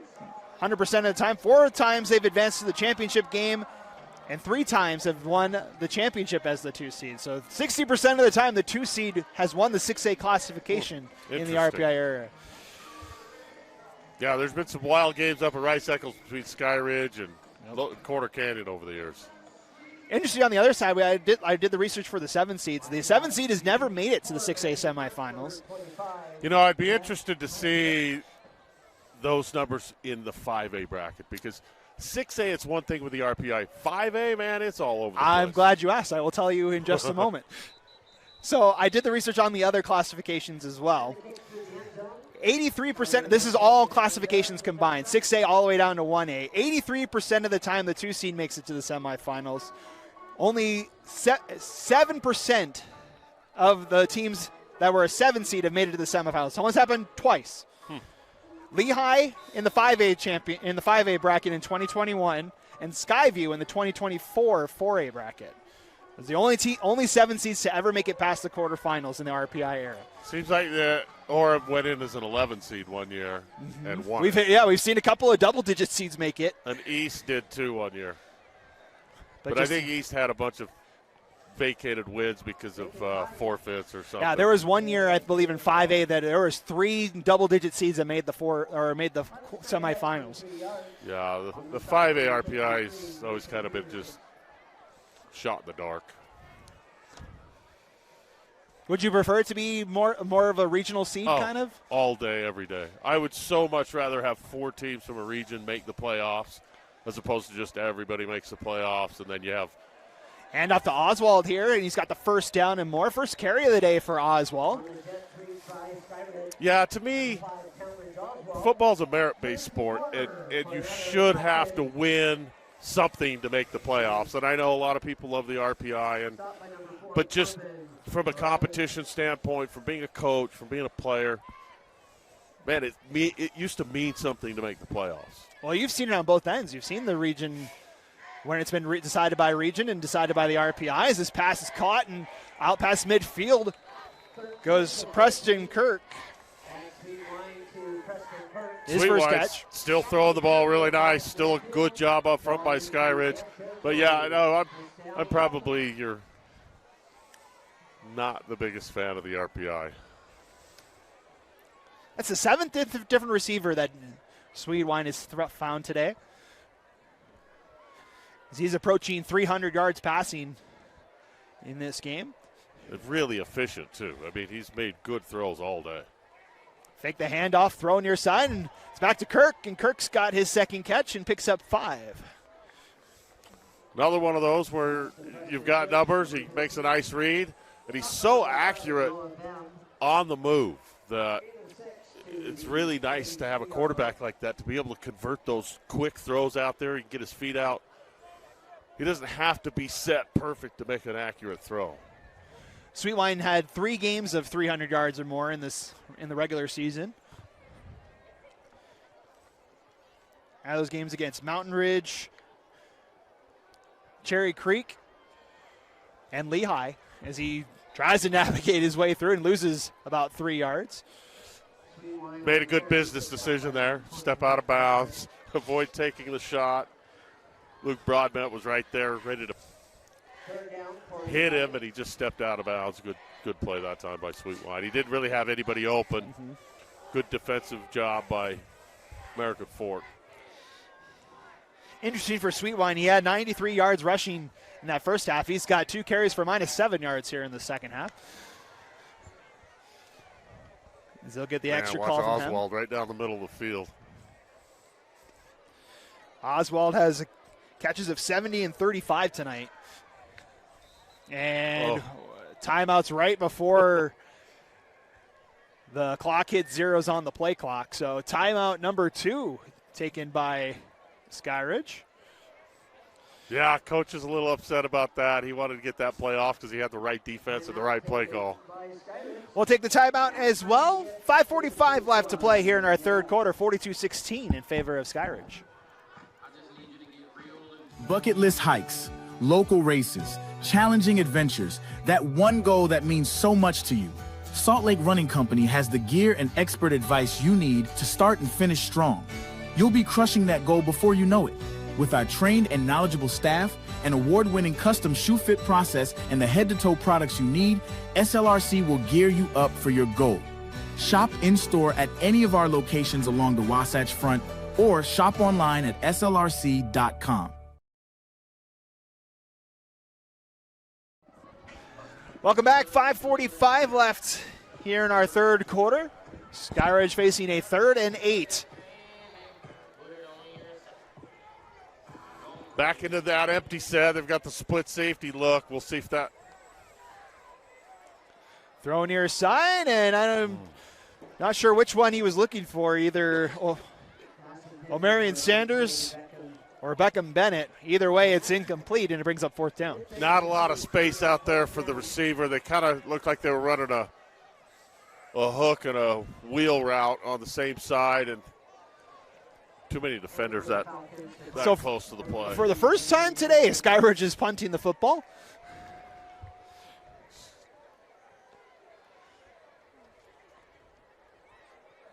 American Fork sells out for it. There's a flag down to the line of scrimmage. Not a very long kick, but it gets a Skyridge bounce to about the 20, maybe the 19-yard line, but we'll see what the flag is. As flags fly on both sides of that line of scrimmage.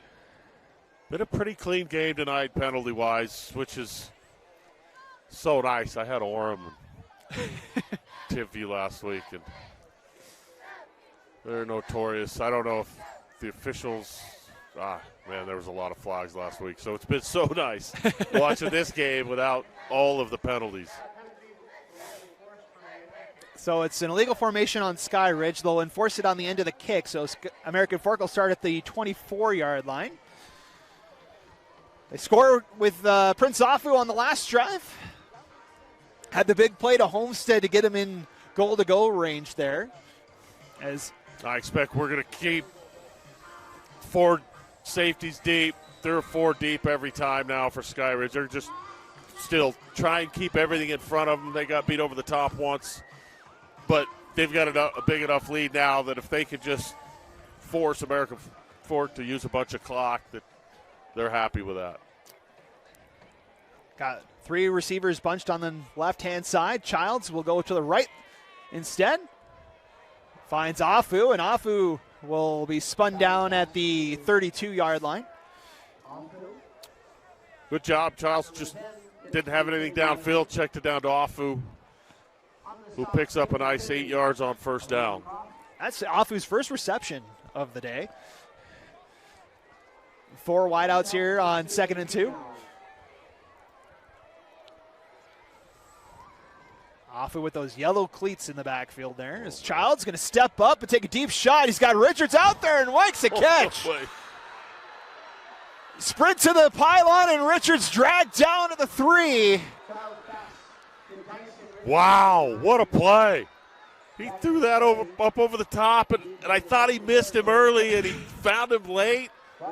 And then he just about outran the DB into the end zone. Gain of 64 for Dyson Richards. And again, American Fork with a big play, a big chunk play to get him in goal-to-go situation here. Have a chance to chip away at the Skyridge lead. Childs to the right. Looking, surveys, now going to take it himself, lowers the shoulder, and he's down just shy of the goal line. He had 2 rushing touchdowns against Lehigh last week, almost had his first here tonight. I think he's hurt. Somebody's hurt. He took a shot. Lowered that shoulder trying to get to the pylon there. And he had his receiver on the out route early open. If he just sees it and throws it, it's an easy score. Instead, he took a big shot. And I know it's the last game of your life, but, man, that's a big shot to take if you're a quarterback trying to come back. So as they look at Childs over on that far side, we'll take a timeout. We'll be back here on KSL Sports Rewind. All right, welcome back. Nate Childs up and over on the sideline being looked at. So we'll have a new quarterback for the Cavemen here at the 1-yard line. They'll hand it off, and Broadbent's got the touchdown. So American Fork finishes it off, and they put another 6 points up on the board. Well, they're not going anywhere. They're a couple of big plays on offense when we thought that we were going to see Skyridge just drop everybody deep, and they've let guys beat them down the seam. So a couple of big plays for American Fork and cut it to 3 scores. So 4:06 still to go here in the third quarter. It's now a 20-point game. This to make it a 19-point game. Worthington. His kick is up and good. 4:06 to go. The Cavemen not going quietly here as they cut it to a 19-point game. Let's say we'll keep it here with 4:06 to go. You got an update on the Mountain Ridge Harriman game? Fourth quarter, Mountain Ridge 24-8 over Harriman. I don't know how much time's left in the game, but it looks like Mountain Ridge is going to the semis. How about that?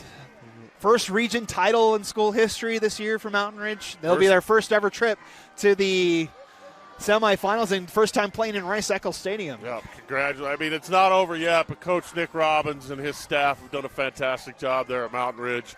A bunch of the old guys from Alta, Coach Tails' staff are now there with Coach Robbins, and he's really taken the bull by the horns and done a fantastic job in his first year at Mountain Ridge.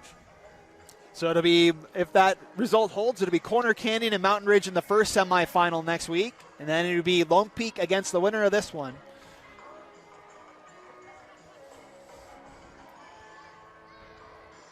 $11 o'clock and 2:30. Have both those games here for you on KSL Sports Rewind. JJ and Sly will have the call. Dane and Jeff and Moose and all the Rewind folks will have the analysis of those games as Parker gets out past the numbers and out near the 35-yard line for a good return. Good night special teams wise for Briggs Parker on the night, but there's a flag back at the 17. Well, he's a thoroughbred. He's got a great stride, just fast. Kind of just sneaks up on the defense, and next thing you know, he's by you.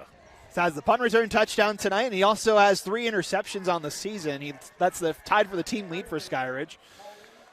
There's a hold on Skyridge on that penalty, so it'll back it up to the 10-yard line. So that negates the big run from Parker.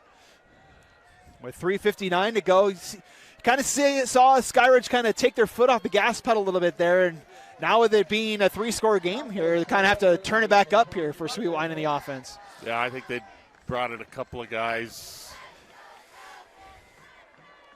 See if American Fork can get another stop. Going to fake the handoff to Tahi, and Sweet Wine with some moves. And Sweet Wine out past the 30 and to the 40, still fighting. out to the 44-yard line. A pick of a 34. Man, you're up 3 touchdowns, and your superstar quarterback pulls the ball and runs. And I know you love the competitive nature, but you got another week to play. If it's me, I'm telling him, just hand the ball off. That what an athlete, though. That officially puts him over 100 yards rushing on the night. Yeah, he's just the best player on the field. Gunn's got 3 offers to go play Division I football next year. As this time he will hand it off to Tahi, and Tahi stays in bounds and fights his way for another first down. Gain of 11. It's like a wrecking ball. Just the second carry for Tahi this second half. Stayed in bounds. Really good job. And just like that, 2 quick plays. Skyridge is into AF territory.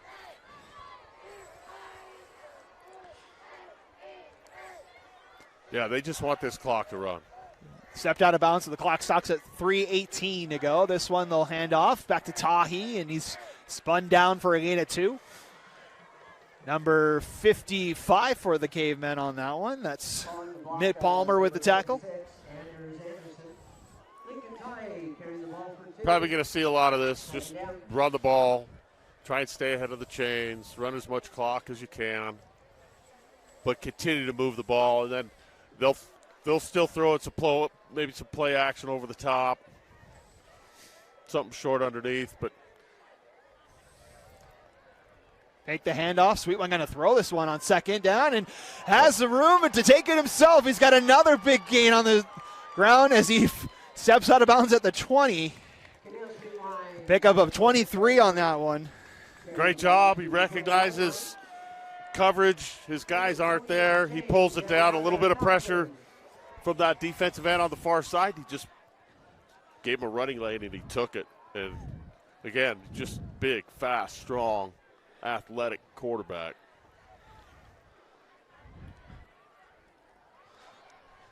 It's 2:33 as he steps out of bounds, so 1st and 10.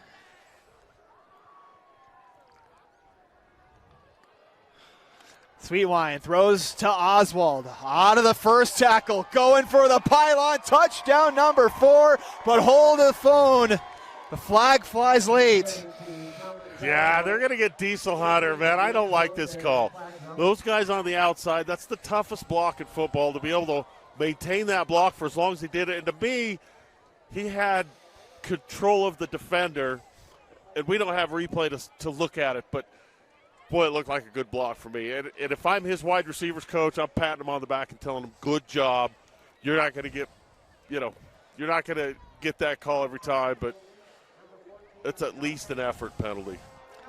So they do call the holding call on Hunter on that play. Back it up. It's a spot foul, so it stays 1st and 8 now. They've got a little sucker route set up on that. They can come back and pump fake that screen, and that number 2 receiver will float out to the back of the end zone. Send a man in motion, hand off to Tahi, bounces his way to the 15, make it a 16. Pickup of 2.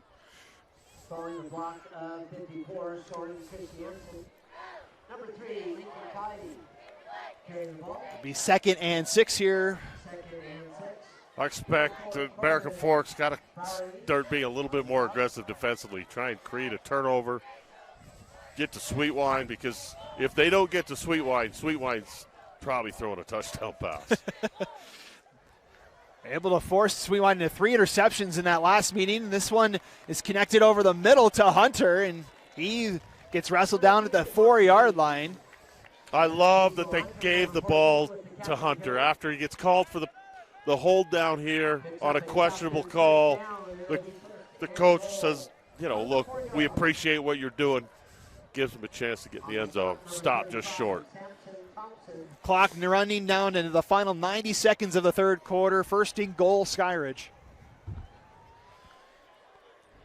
Yeah, Sweetwine going to take it himself, and he's got his first rushing score of the night. Touchdown, Falcons. That's almost impossible to stop at the goal line. When you've got to sell out and stop Ty, and Sweetwine pulls it, walks into the end zone. So an efficient running drive there for Keneal Sweetwine. 61 yards just by himself on the ground on that drive alone, and he caps it off with 6 points. Odemon for the extra point. It's up and good. So Skyridge responds to the 2 American Fork touchdowns, and they keep it to a 26-point lead now with 1:19 to play here in our third quarter. So we'll see American Fork next up on offense. They've had no problem moving the football the last 2 drives, though. No, they've gotten over the top a couple of times. Some mistakes, I think, by the defensive backs for Skyridge. They haven't gotten to the quarterback the last couple of drives either. Skyridge hasn't. But you know, when your offense is as proficient as theirs, 23 points is nothing. You know, they're averaging 42 a game. They're up to 49. They could probably go to 60, 65. I would expect they'll probably pull back a little bit. Unless American Fork comes down and scores again really quick, they got to keep the gas down. But Odom getting it teed up, ready to go.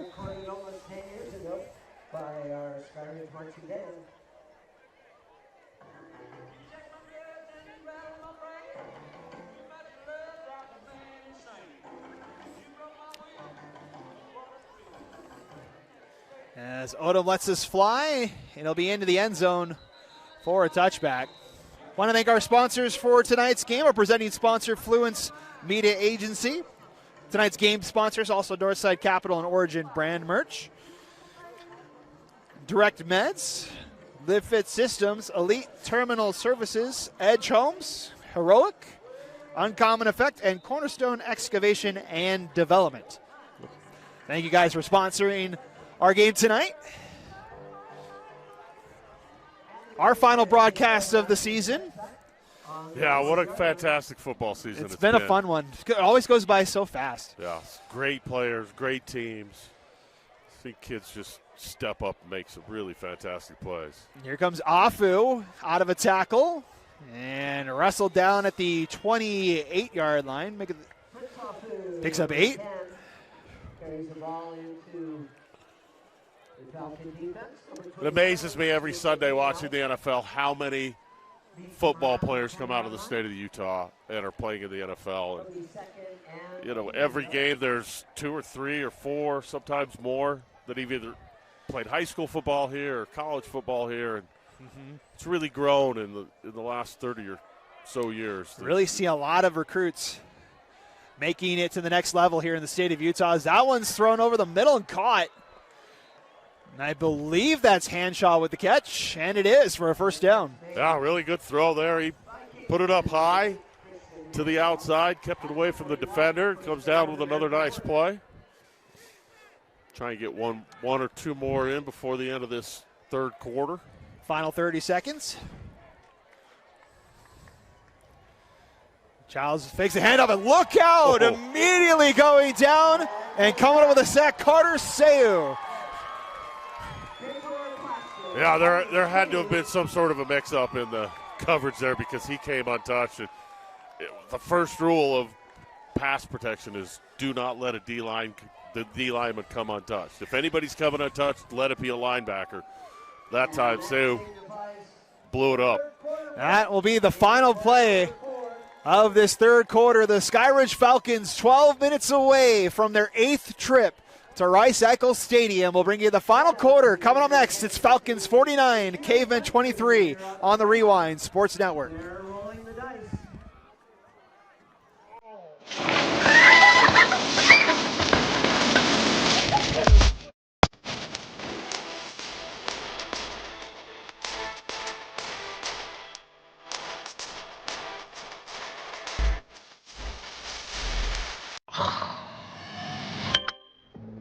With affordable GLP-1 medication from Direct Meds, I've lost weight but gained lots of attention. From old college boyfriends, hi, to young college boys. Oh, honey. And my husband's obsessed. She loves to make me jealous. Well, as a woman over 50, losing weight was about as hard as getting my husband to cook anything but cereal. Honey, where's the milk? In your hand, babe. Oh. Visit directmeds.com today. Want to make out? Sure. Okay. Welcome back. 12 minutes to go here in this 6A quarterfinal matchup. Skyridge up by 26, looking to get back to the semifinals, looking for their second state title in school history. That last one coming in 2022. Got a decent shot at making it, David. Yeah, they've got the tools. They've got the O-line, the D-line. They've got the quarterback. They've got the receivers. It's, really it's going to be a clash. They've got to get past Lone Peak, and then. And how about that semifinal is going to be? That regular season game went to double overtime. Yeah. That's going to be a fun one next week. Yeah, they're just right up the street here, and big-time rivals. Childs over the middle. Great catch by Homestead for a first down. Going up and get it. These are some gutsy receivers. Those are not easy catches. And especially when you know the safety's bearing down on you, you're going to take a shot. Homestead goes out after making the catch. Looks like he got a little dinged up. Hopefully he's okay. How about Homestead? 2 catches now in the second half. That's 85 yards. 4 wideouts here for Childs on the offense. Gonna throw again, looking for Richards. Almost had a touchdown. Tipped right in front of him, as that was Parker that got a hand on it. They just keep throwing post route after post route and attacking the middle of that Skyridge defense. Tell you what, the Corner Canyon coaches see that. Look out. You mentioned about seeing all the talent from the state of Utah. We called the Corner Canyon American Fork game a couple of weeks ago. They have one of the video boards down there at Corner Canyon. They're just replaying alumni that are in the NFL and college. There's so many kids just out of that program alone that have made it into the next level. Pass near side. Good catch there by Hanshaw for a pickup of 7.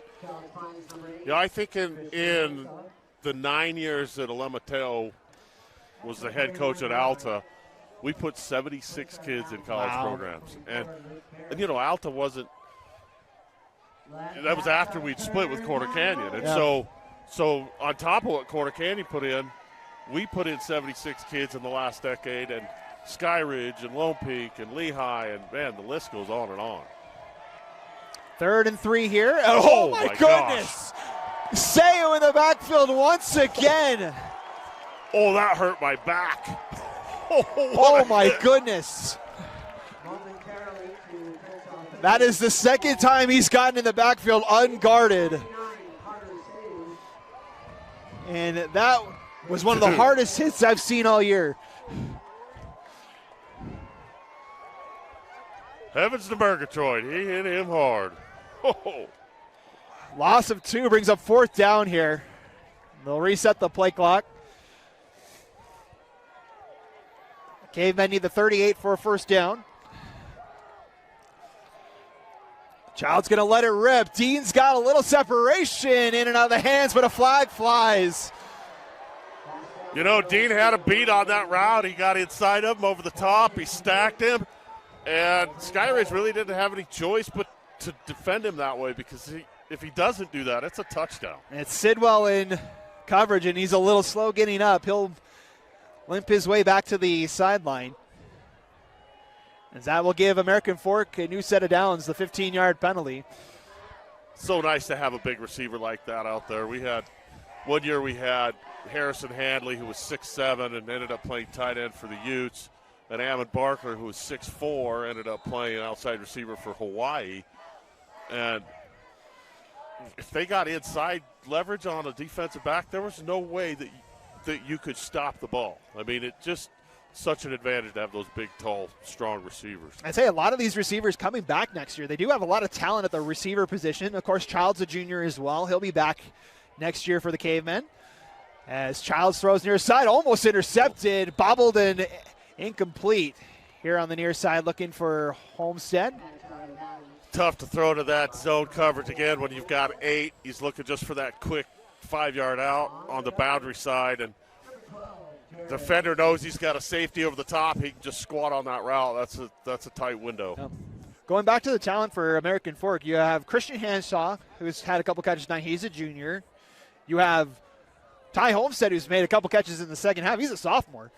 And, of course, Cash Taisi had some injuries this year. He's a sophomore as well. So a lot of talent still on this AF offense. As Child's going to let it rip for Richards in and out of the hands of Parker to bring up 3rd down. 10:23 to play. Yeah, American Fork, it's a tough way to finish a season losing to a crosstown rival, but really they've had a lot of highlights in this season. And, you know, two quarterbacks playing is always a difficult situation, and they made it work. And I know Cash got hurt, but they've done a good job, and they've got a lot of talent down there. They've done a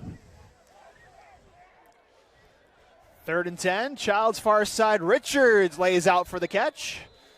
Yeah, I mean, American Fork beat two teams that are going to be in the semi. Yeah, beat Lone Peak. Yeah. And Mountain Ridge, right? No, they did not. The Skyridge beat Mountain Ridge. Oh, that's right. Skyridge beat Mountain Ridge. 8-yard catch. But American Fork, looking at their schedule, they started the season 5-0. They had a great start. They beat West, who's the number 1 seed in 5A, at West, which was a tough game in that one. Fantastic place to win a game. They had the win against Lone Peak, and then they beat Lehigh last week. So they do have some big wins on the season. Yeah, that Lehigh team coming into the season, I thought for sure they're going to be up the U. Big play here for American Fork, 4th and 2. Hand off to Broadbent, bounces it outside and goes down. That's Parker and I believe number 11. That would be Hamoiai. And a flag flies at the end, so it'll back up Skyridge. But I sure hope nobody said a bad word. It's a turnover on downs at the moment. But a flag flies late. And we've seen language cost some people valuable time in the playoffs. Yeah, the problem is it's a 4th quarter, so he'd have to miss 3 quarters. And I don't know. It's just PTSD from over the years having that happen.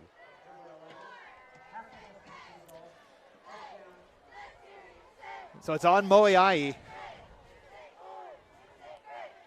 So I think if he gets one more, he's out, right? Yes. Is that an unsportsmanlike? It's an unsportsmanlike conduct, so if he gets a second one, he'll be done for the night. Yeah, but I'd pull him out. I would not let him back in the ballgame. If it's a language thing, that's an immediate ejection. So it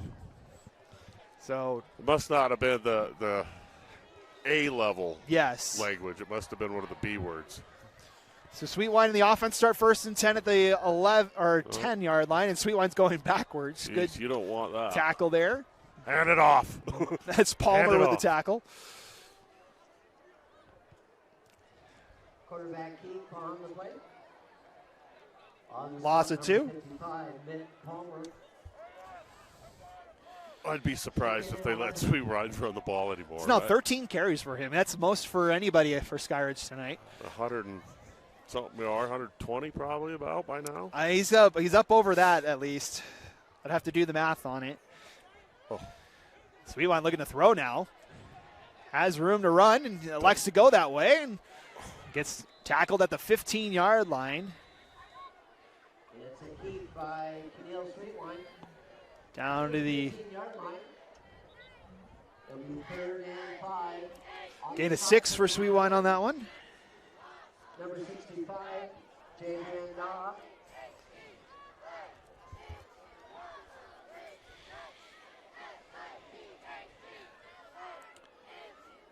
Or 151 is what his rushing total tonight. Wow, 100 after that carry. Jeez.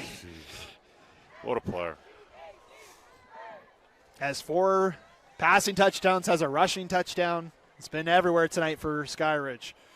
Sweetwine connects out to the 27. Throws a dart right there. Adam Warren's with a catch. That's his 2nd catch tonight. Gain of 12. Kind of a fun little play action there. We call that dash motion, where you take 3 steps and then roll out of it. And rolling to his left, throwing a ball like that, that's special talent, special arm talent with Sweetwine. Clock winding under 8 minutes now to go in this one tonight. Falcons in no rush here with 4 wideouts. Sweetwine still throwing. Going to take a deep shot. Adjusting into triple coverage and incomplete with Sanders. Skyridge wants a flag. They won't get one. Yeah, probably not in a 26-point game. Bring up 2nd and 10. Yeah, you want to keep this clock running, get your guys out of here without anybody getting hurt.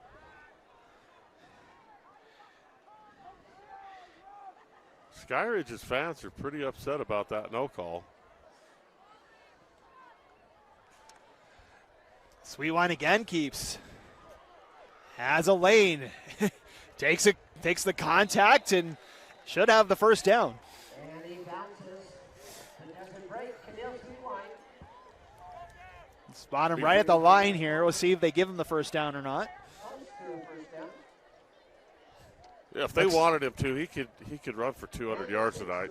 First down. Throw for 4 touchdowns. He's at 160 now. I mean, he's just that good. Well, 161 yards rushing, and he's over 300 yards passing now. This is a stout defense for American Fork. This is not what I expected to happen tonight. American Fork, 7th ranked defense in 6A. And as a handoff, that one ball comes out. And Johnny on the spot there, I believe, is Sheffield. And it is. As Tahi puts that one on the turf. He's got spun around and ball ripped out in the process. I was happy to see Sweetwine hand it off, though. I'm a little shell-shocked. I'm a Washington Commanders fan, and our quarterback got knocked out of the game when he should have been on the bench. So if I overstate this about Sweetwine, that's probably part of it. Of course, referencing Jaden Daniels. Oh, yeah. He's got a guy. Sweetwine wide open as Oswald stays in bounds. Can't get out of the tackle inside the 10. Once again, they go with that little post wheel. Oswald open again. A nice pirouette move on the sideline. Picked up an extra 10 yards. And gain of 47 yards. They're looking to break the 50 burger right here. That's over 200 yards receiving now tonight for Talmadge Oswald. 3 touchdowns to his name as well. We might have to get an extra. We might have to give out extra helmet stickers tonight, extra Dave. helmet sticker. For sure. Run down to Tab Bank and grab an extra sticker for us because we're going to need it. 4 wideouts here. Sweetwine lost the handle on it for a moment. Tahi's wide open. Touchdown number 2 for Leakin Tahi, and they do eclipse the 50-point mark tonight. Yeah, this really just turned into a showcase for the Skyridge offense. They're doing anything and everything they want. 6:12 still to play here as Skyridge has been dominant all night. Jumped out to a 14-0 lead early, never looked back. Odom's kick, up and good.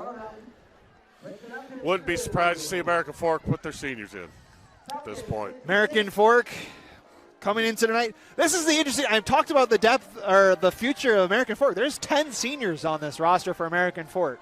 That's not very many. 10 seniors is not very many. When you look at the other side, Skyridge has got 37. Yeah. So. And they might not have quite the numbers in their program, but that means they've got a lot of kids that are going to have good experience coming back next year. And I expect they'll probably be a pretty good football team.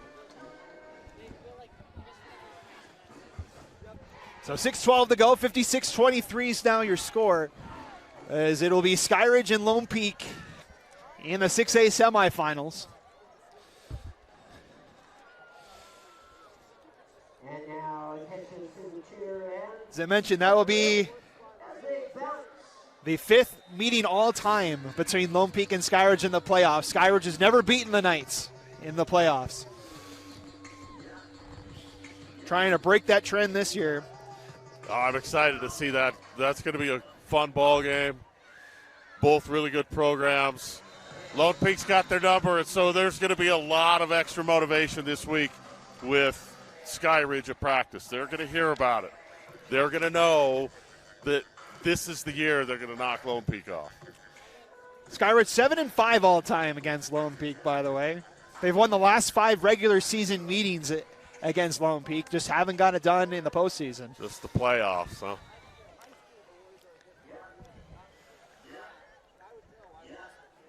So back comes out the AF offense. It'll be Childs in there still at quarterback. Again, split time with Capono Manuela for the first half of the season. He didn't earn the starting job until about week 7. You know, they were really effective with it, too. I mean, it didn't feel like there was a whole lot of drop-off with either one of them coming into the ball game. Fairly complimentary games. Wide open is Homestead near side. So if we look ahead with the clock now runs here, we have our 6A semi set. We talked about Skyridge and Lone Peak. That will be the marquee game of the 2-1s. Corner Canyon will get Mountain Ridge in the other one. We mentioned Sentinels having a breakout season, their best in school history. Corner Canyon's the juggernaut we all have known so far. What do you see out of these two quarter or semifinal matchups? Somehow Mountain Ridge has got to muddy up that game. They've got to make it ugly and dirty and difficult for Corner Canyon. I mean, you want to say that you're going to come up and press their guys and beat them and be physical with them, but the reality is those Corner Canyon receivers are fantastic athletes. But somehow they've got to find a way to get in the head of Corner Canyon and stick around, get a turnover or two in the first part of the game, get a big score on defense. Something big like that's got to happen for Mountain Ridge. But, you know, we saw it. These guys, you know, Corner Canyon got beat this year in a game that, you know, they didn't play very well. And high school kids, they're 16, 17-year-old kids, there are going to be games where they don't play very well. There's a good catch from Hanshaw on that last play, and Childs is spun around right at the line of scrimmage over there. Yeah, and, you know, Coach Robinson's done a fantastic job in his first year.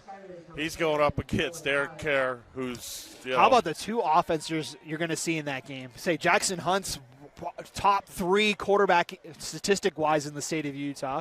He'd probably be top 1 if Trade Messenger wasn't playing anymore. Yeah. And then you have everything that Helaman Kasuga's done in that offense at Corner Canyon. That should be a really fun one to watch between those two high-powered offenses. Yeah, the key is Mountain Ridge has got to stay within striking distance in that first half. They've got to stick around. Good catch into heavy coverage there by Hanshaw.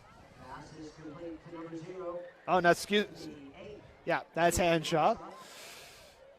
It's been effective tonight, Christian Hanshaw. It's been him and David Dean really been the two big receivers for Childs tonight. Childs has had a really good game. I mean, he hasn't really made any mistakes. He's taken care of the ball. He's delivered the ball on time and put it in places where his guys can catch the ball. It just, you know, this Skyridge offense has been unstoppable. 1st and 10, Childs going to let it rip, looking for Homestead. Double coverage and broken up. Yeah, just unable to get the ball. He had him over the top. If he could have put that into the middle of the end zone, he would have had that. Just not quite able to get that ball far enough. 3:50 to play. Clock stops with the incomplete pass. It'll be 2nd and 10. Yeah, Mountain Ridge is going to need to hit Helaman Kasuga a lot. They're going to have to get to him. Somehow, individual effort has, you know, got to make a difference, and somebody's going to have to really step up for Mountain Ridge because Corner Canyon looks fantastic. Defenses look good the last 2 games for the Sentinels. Throw over the middle is incomplete. They only allow 8 points to Harriman tonight in that rematch. Only allowed 8 points to Harriman in the other game as well. Harriman, one of the top teams. That's a big time rivalry for Mountain Ridge and Harriman. You know, for the rest of the state, nobody probably really thinks about that, but inside of those two programs, you want to beat your crosstown rival. And so for Mountain Ridge to have beat them twice this year, and especially after having lost a bunch of kids that went over to Harriman, that's got to feel really good for Coach Robbins. 3rd and 10. Child's going to keep it himself. He's got some room and tripped up at the 29-yard line. Harriman and Mountain Ridge, probably the 2 closest schools vicinity-wise. They're right down the road from each other, probably as close as Skyridge is to Lone Peak. Yeah, a lot of really good football right in this part of the town, part of the state. Have some really good football.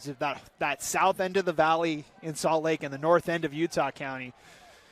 Really a lot of high-talent football here. Yeah, and good coaching. There's some really fantastic coaches in the state of Utah. Look at Coach Beam on the American Fork side, 16th season at the Helmick American Fork. As this will be broken up, and that will be a turnover on downs. And that'll bring the Skyridge offense back out here, and that should be it for the first string offense. We'll see. On the tackle. It's a turnover on down. Skyridge ball. Yeah, this is the time where your seniors that don't play a lot, you got to get them in the ball game, get them some reps, get them some time. So you're going to see a bunch of guys who probably haven't played since the JV season ended. And first thing you want to watch is the quarterback exchange. Usually the first or second snap with the new guys in. That's the high likelihood of a fumble snap or something. So Jagger Fontaine is now in at quarterback and hands it off on first down as the clock will run down the final 3 minutes of the season here for American Fork. Mentioned great season, 7-4, had 6-4 in the regular season. Had a great start to the first half of the year. And, when you play such a tough schedule. We talked about it being the gauntlet of the entire state of Utah, being this region. No team went undefeated in region play. And then you got to play two of your region opponents in the playoffs. It's just a tough deal for American Fork because they earned their way in. They beat some good teams, and then they get stuck playing Lehigh and at Skyridge. When you flip things around a little bit, you may end up with 3 out of the 4 teams from Region 3. Under 2 minutes now to go, 3rd and 5 here. That was Beckham Bennett on the last carry, by the way, for Skyridge.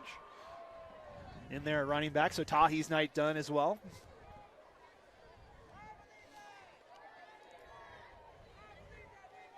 Fontaine wide open here on the near side and incomplete. Intended for Moungaloa. They're chanting that they believe they will win up 33. 4th down for Skyridge. They'll punt this one away with 1:36 left. Skyridge, this will be win number 9 for them on the season. Yeah, and this obviously is a program that bases success on what happens up at the U every year because they get there every year, just about. Yeah, it'll be now 8 out of 10 seasons they have made it. To Rice Eccles. Good tackle on the end of that one. Number 42 for the Falcons. Amanaki Levitow. So should see the final drive of the night here, depending on what happens. See if we can't see some of the 5A scores. West over Bountiful, 14-3. That was close. How about the Panthers looking for their first state title in a long time? Yeah, they've got a great They'll team. be going to Rice Eccles, I think, for the first time in a while. Holy cow, look at that. Bright beat Fremont. Good for. Still live, so not a final yet. Not quite. Orem handling Woods Cross as well. Looking to get back to Rice Eccles are the Tigers. I think at this point, Orem's got to be the favorite. I love West. I love some of those kids I've coached and some of those coaches I've coached with. But that Orem team is stacked. How about those 4 teams, though? If the results hold there, you'd have West, Springville, Fremont, and Orem. Some really talented 5A schools there. Springville got a little test from Box Elder. Good for them. Yeah, Box Elder, one of the better teams in their region this year. I think finished 2nd in their region behind Fremont. As Richards. I'm shocked, Fremont. Tua Tagaloa and Celeste Moa, 2 of the better players to come out of Northern Utah in the last few years. And I know Coach Nate's going to be hurting a little bit after that one, and Coach Ben, but they'll come back strong again next year. 1:16 to play. 2nd and 1 here for American Fork. Trying to end the game on a positive note here. Childs over to Richards. And Richards will be gathered at the 40-yard line, not for a first down. Good night for Dyson Richards, over 100 yards receiving for him tonight. Yeah, he's really had a nice game. Both he and David Dean. Hey, good day for Childs, too. That's over 200 yards passing for him in this game. That's not to be overlooked. He threw for almost 300. I think he threw over 300 yards in the last game against Skyridge. 345 in their first matchup. So good outing from Childs in the offense tonight. Again, finds Richards, and Richards is tackled inside the 35. Clock will continue to run. Unfortunately, the formula for American Fork to beat Skyridge is to be able to run the ball, and they just weren't able to do that. Skyridge up front was just too stout. And even though they did have some success throwing the ball, when your offense puts 56 on the board, it's pretty. Just about 30 yards rushing on the night for American Fork as a team. 2nd and 4. Over the middle, nice catch. Plenty of space here for Hanshaw, who's had a good game too. Down to the 15. That'll stop the clock with 13 seconds here. And American Fork is going to call a timeout and try and put points on the board here before this game ends. Hey, why not? Hey, I like the spirit. Say, go out and make a final statement there. Yep, last week we saw Tim View's last play of the game, touchdown, even though their game was over. Goes out, Cole Engelman goes out with a touchdown pass on his last play of his life. So timeout, American Fork. We'll thank our sponsors one last time for tonight's game. Our presenting sponsor, Fluence Media Agency, and our game sponsors, Northside Capital and Origin Brand Merch. Also sponsored by Direct Meds, Better at Health. Live Fit Systems, Elite Terminal Services, Edge Homes, Built for Life. Heroic.com, stop hackers before they strike. And Uncommon Effects, simplify your business and let Uncommon Partners handle all your marketing and technology needs. And Cornerstone Excavation and Development. Lost my ability to talk for a moment. From the ground up, we build excellence. That's Cornerstone Excavation and Development. Be sure to stick around. We'll also give out our Tab Bank helmet stickers. I'm sure there's plenty of them to go around tonight. There's maybe one or two more plays here for American Fork. Throw to the end zone and incomplete, but a hold is going to be called. The flag flies. Looks like American Fork's got a new quarterback in. Yes, they put in number 18 for, that's Capono Manuela, who got hurt in that Lehigh game. Good to see him back out there. Manuela, one of the seniors on this team. Getting some final snaps there. Childs is a junior, so he's coming back next year for American Fork. I like they're putting the senior in, give him a chance to maybe throw another touchdown pass before his career is over.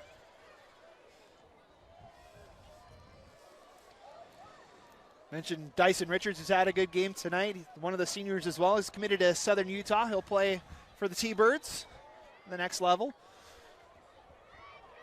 Final play of the game here, 8 seconds with Manuel at the helm. Throws to the end zone looking for Dean, and Dean's got the catch. Senior to senior connection in the corner to put a bow on this one.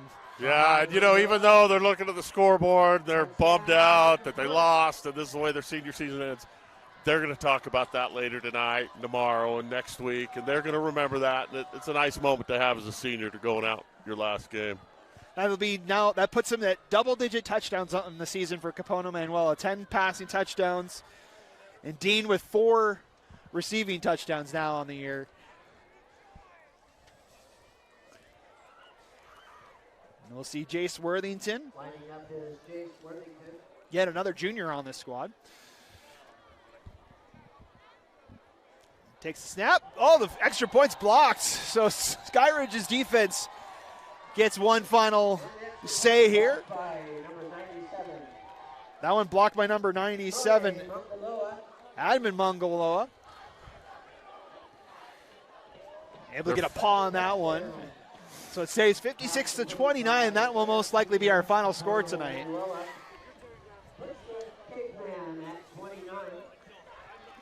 Just awaiting one final kick with 2 seconds left. Skyridge, again, moving to 9-2 on the year. Looking for their second state title. Will be 2 games away from achieving that goal. They'd likely have to beat a Corner Canyon team that How they about that? beat the last time. Yeah, how about the gauntlet? You have to go through Lone Peak and Corner most likely to get to that second state title.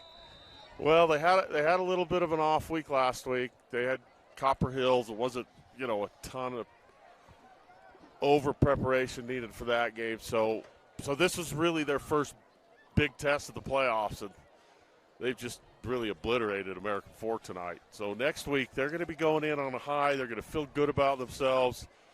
We'll see what happens. That'll be a good one. So this will be a touchback. Skyridge will get one final play here. We'll say they'll run one final play and call us a night. Should we do our sticker? You want to do our stickers now? Well, we've got 30 seconds to talk about it for him to come out and kneel it out. It'll be Fontaine in the offense. They'll come out and take the knee at the 20-yard line. We can give out our helmet stickers. Who's going to get your sticker tonight? Well, purely from a statistical standpoint, Sweetwine was just the best player on the field. Every throw he made, every read he made, every decision he made seemed to be the right one, and he made some fantastic throws down the field, and he ran the ball really well. So he would be my pick, but boy, Talmadge Oswald with 3 touchdowns. I don't know how you don't give him one too.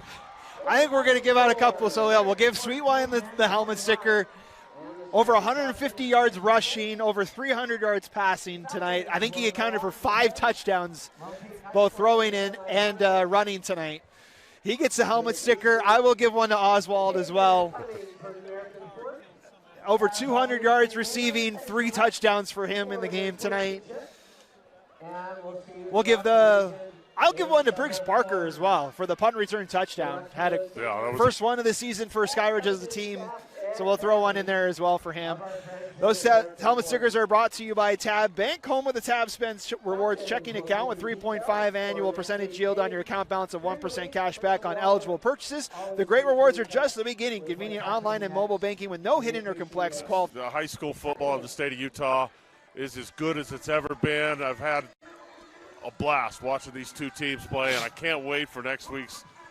Both 5A and 6A are going to be fantastic semis. So the quarterfinals are in the books. Skyridge moves on their 7th straight appearance in the semifinals, their 8th all-time in school history. They move on with a 56-29 win over American Fork. The Cavemen finished the season at 7-5. Skyridge now moves to 9-2. The attention now shifts to Salt Lake City and Rice-Eccles Stadium, the 6A semifinals next week, as Skyridge will take on Lone Peak. Corner Canyon takes on Mountain Ridge. We'll have all the coverage for you here on KSL Sports, KSLSports.com, the KSL Sports app. We'll have all of it for you. JJ and Sly on the call. Jeff and Dane will be there with all the analysis, and we'll lead you up to the games next week. It'll be a fun week as we crown our new state champions over the next 2 weeks here in the state of Utah. That's going to do it for us here tonight. Thank you so much for joining us on tonight's broadcast. For Quinton behind the camera, for Dave at my side, I'm Matt Comas. Signing off, final score, the Skyridge Falcons 56, the American Fork Cavemen 29. The Falcons move on to the 6A semifinals. Have a great rest of your night. Have a great weekend as well, and we will see you next week at Rice-Eccles for the 6A semifinals. Have a great night.